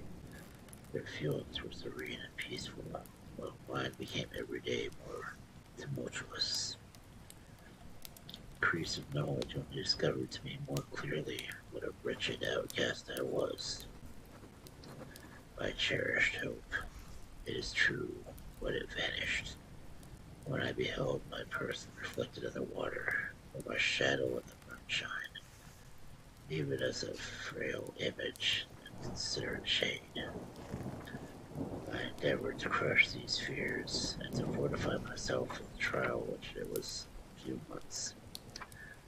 I resolved to undergo, and sometimes I allowed my thoughts, unchecked by reason, to ramble in the fields of paradise, and dared to fancy amiable and lovely creatures sympathizing with my feelings and sharing my gloom. Their angelic countenances breathed smiles of consolation. But it was all a dream. No Eve soothed my sorrows or shared my thoughts. I was alone. I remembered Adam's supplication to his Creator, but where was mine? He had abandoned me, and in the bitterness of my heart, I cursed him. Autumn passed thus. I saw with surprise and grief the leaves decay and fall, and nature again resumed the barren and bleak appearance that it had worn when I first beheld the woods and the lovely moon. Yet I did not heed the bleakness of the weather. I was better fitted in my conformation with endurance, cold needs. But my chief delights were the sights of flowers, birds, and all the gay apparel of summer. Those who deserted me, I turned with more attention towards the cottagers. Their happiness was not decreased by the absence of summer. They loved and sympathized with each other, and their joys, depending on each other, not troubled by the casualties that took place around them. I saw more of them, the greater became my desire to claim their protection and kindness. My heart yearned to be known and loved by these amiable creatures. To see those whose looks returned towards me with affection was the utmost limit of my ambition. I dared not think they would turn me from them with disdain and horror. But before they stopped at their door were never given away. I stood true, greater treasures, little food or rest. I required kindness, sympathy, but I did not believe myself utterly unworthy of it. The winter advanced. An entire revolution of my seasons had taken place since I awoke into life. My attention at this time was solely directed toward my plans of introducing myself to the cottage of my protectors. I revolved many projects, but that on which I finally was affixed to, enter the dwelling where the blind old man should be alone. I had sagacity enough to discover that the unnatural hideousness of my person was the chief object of horror of those who had formerly beheld me. My voice, although harsh, was nothing terrible at it. I thought, therefore, that if, in the absence of his children, I might gain the goodwill and meditation of Lord de Lacy, I might, by his means, be tolerated by my younger projectors. One day, when the sun shone on the red leaves that strewed the ground, I diffused cheerfulness, though I denied warmth. Safie, Agatha, and Felix departed on a long country walk, and the old man, at his own desire, was left alone in the cottage. When his children had departed, he took up his guitar and played several mournful, sweet airs, more sweet and mournful than I had ever heard him play before. His first countenance was illuminated by pleasure, but as he continued, thoughtfulness and sadness succeeded. At length, laying aside the instrument, he sat absorbed in reflection. My heart beat quick. This was the hour and moment of trial, which would decide my hopes or realize my fears. The servants were gone to a neighboring fair. All was silent in and around the cottage. It was an excellent opportunity. Yet when I proceeded to execute my plan, my limbs failed me. I sunk into the ground. Again I rose, exerting all the firmness of which I could muster. I removed the planks in which I had placed before my hovel to conceal my retreats. The fresh air revived me, and with renewed determination I approached the door of the cottage. I knocked. "Who is there?" said the old man. "Come in." I entered. "Pardon this intrusion," said I. "I'm a traveler in want of rests. You would greatly oblige me if you would allow me to remain a few moments before your fire." "Enter," said de Lacy, "and I will try in what manner I can relieve your wants. But unfortunately my children are from home, and I am blind. I'm afraid I shall find it difficult to procure food for you." "Do not trouble yourself, my kind host. I have food. There is warmth and rest only that I need." I sat down, and silence ensued. I knew that every minute was precious to me, yet I remained irresolute. No matter to commence the interview, the old man addressed me. My language, stranger. I suppose you are my countryman. Are you French? No, but I was educated by a French family. Understood that language only. I'm now going to claim the protection of some friends whom I sincerely love, for those whose favor I hope to have hopes. Are these Germans? No, they are French. Well, let us change the subject, for I am unfortunate, deserted creature. I look around, and I have no relation or friend upon earth. He is amiable people to whom I have never seen me, and who know little of me. I am full of fears, for if I fail here, I am outcast to the world forever. In despair, and kindness is indeed to be unfortunate. The hearts of men, unprejudiced by any other self-interest, full of brotherly love and charity. Rely, therefore, on your hopes. If these friends are good and amiable, do not despair. They are kind. They are most excellent creatures in this world. But unfortunately, they are prejudiced against me. I have good disposition. My life has been hitherto harmless, but some degree beneficial. But a fatal prejudice clouds their eyes, and were they not to see the field kind friend, they behold only a detestable monster. That is indeed unfortunate, but if you are really blameless, cannot you undeceive them? I have to undertake that task, and it is on the account that I have. I feel so many overwhelming terrors. I tenderly love these friends I have unknown to them, and for many months the habits of daily kindness towards them, but they believe that I wish to injure them, and by that prejudice which I do not wish to, I wish to overcome. Yeah. Where do these friends reside? Near the spot. The old man paused, and then continued. If you will unreservedly confide me the particulars of your tale, I perhaps may be of some use in deceiving them. I am blind, and cannot judge your countenance, but there is something in your words which persuades me that you are sincere. I am poor and in exile, but it will afford me true pleasure to be in any way serviceable to a human creature. Excellent man, I thank you, accept your generous offer. You raised me from the dust by this kindness, and I trust that, by your aid, I shall not be driven from the society and sympathy of your fellow creatures. Heaven forbid, even if you are really criminal, for that can only drive you to desperation, do not instigate you to virtue. I also am unfortunate. I and my family have been condemned, although innocent. Judge, therefore, if I do not feel your misfortunes. How can I thank you? My best, only benefactor.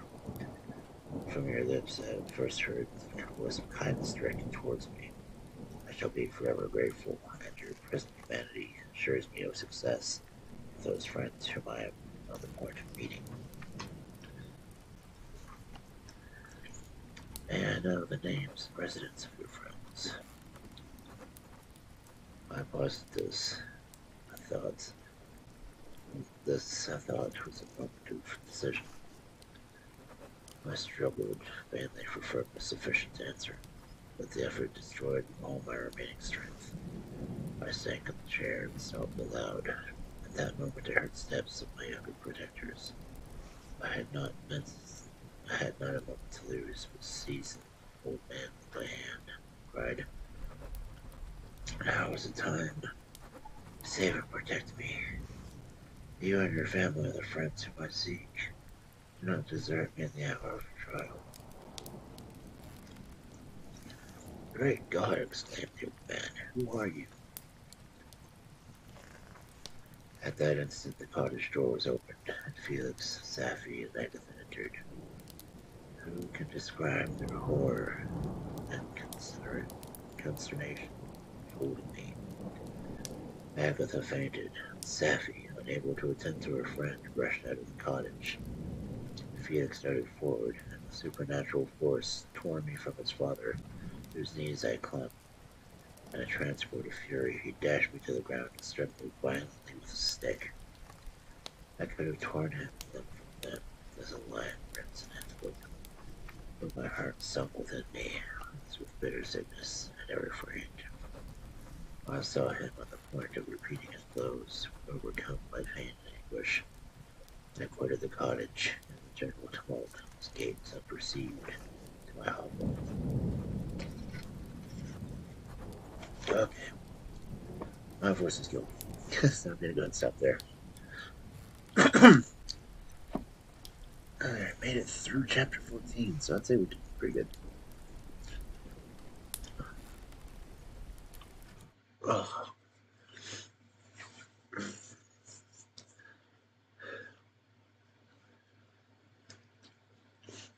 Oh, thank everyone for coming in.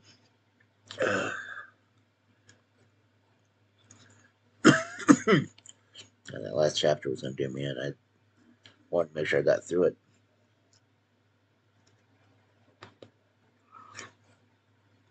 Let's see who's on. We can raid.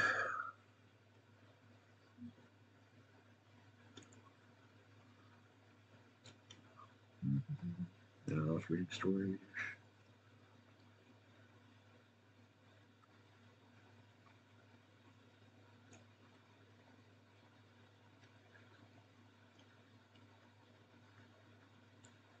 I don't look anyone on iPhone one's reading stories right now.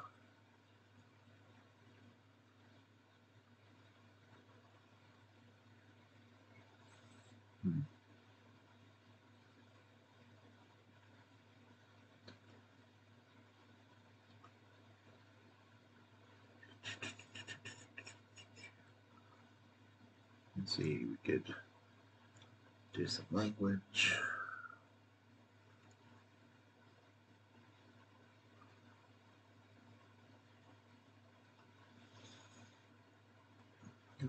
Harass people playing games.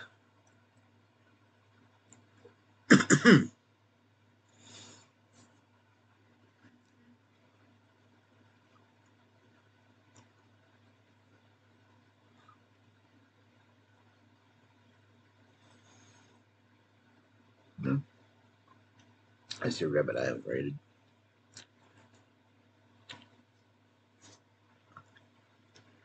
Not that I raid a whole lot of rabbits, but okay.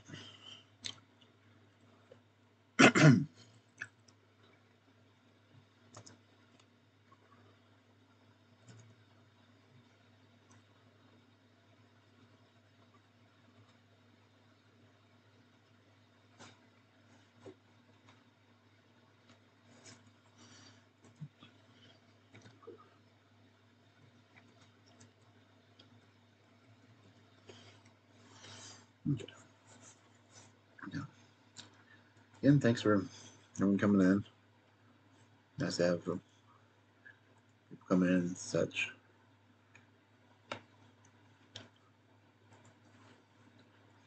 And we'll talk to you all later. Don't forget, we're back to fairy tales tomorrow. Have a good night, or evening, or whatever it is, time zone.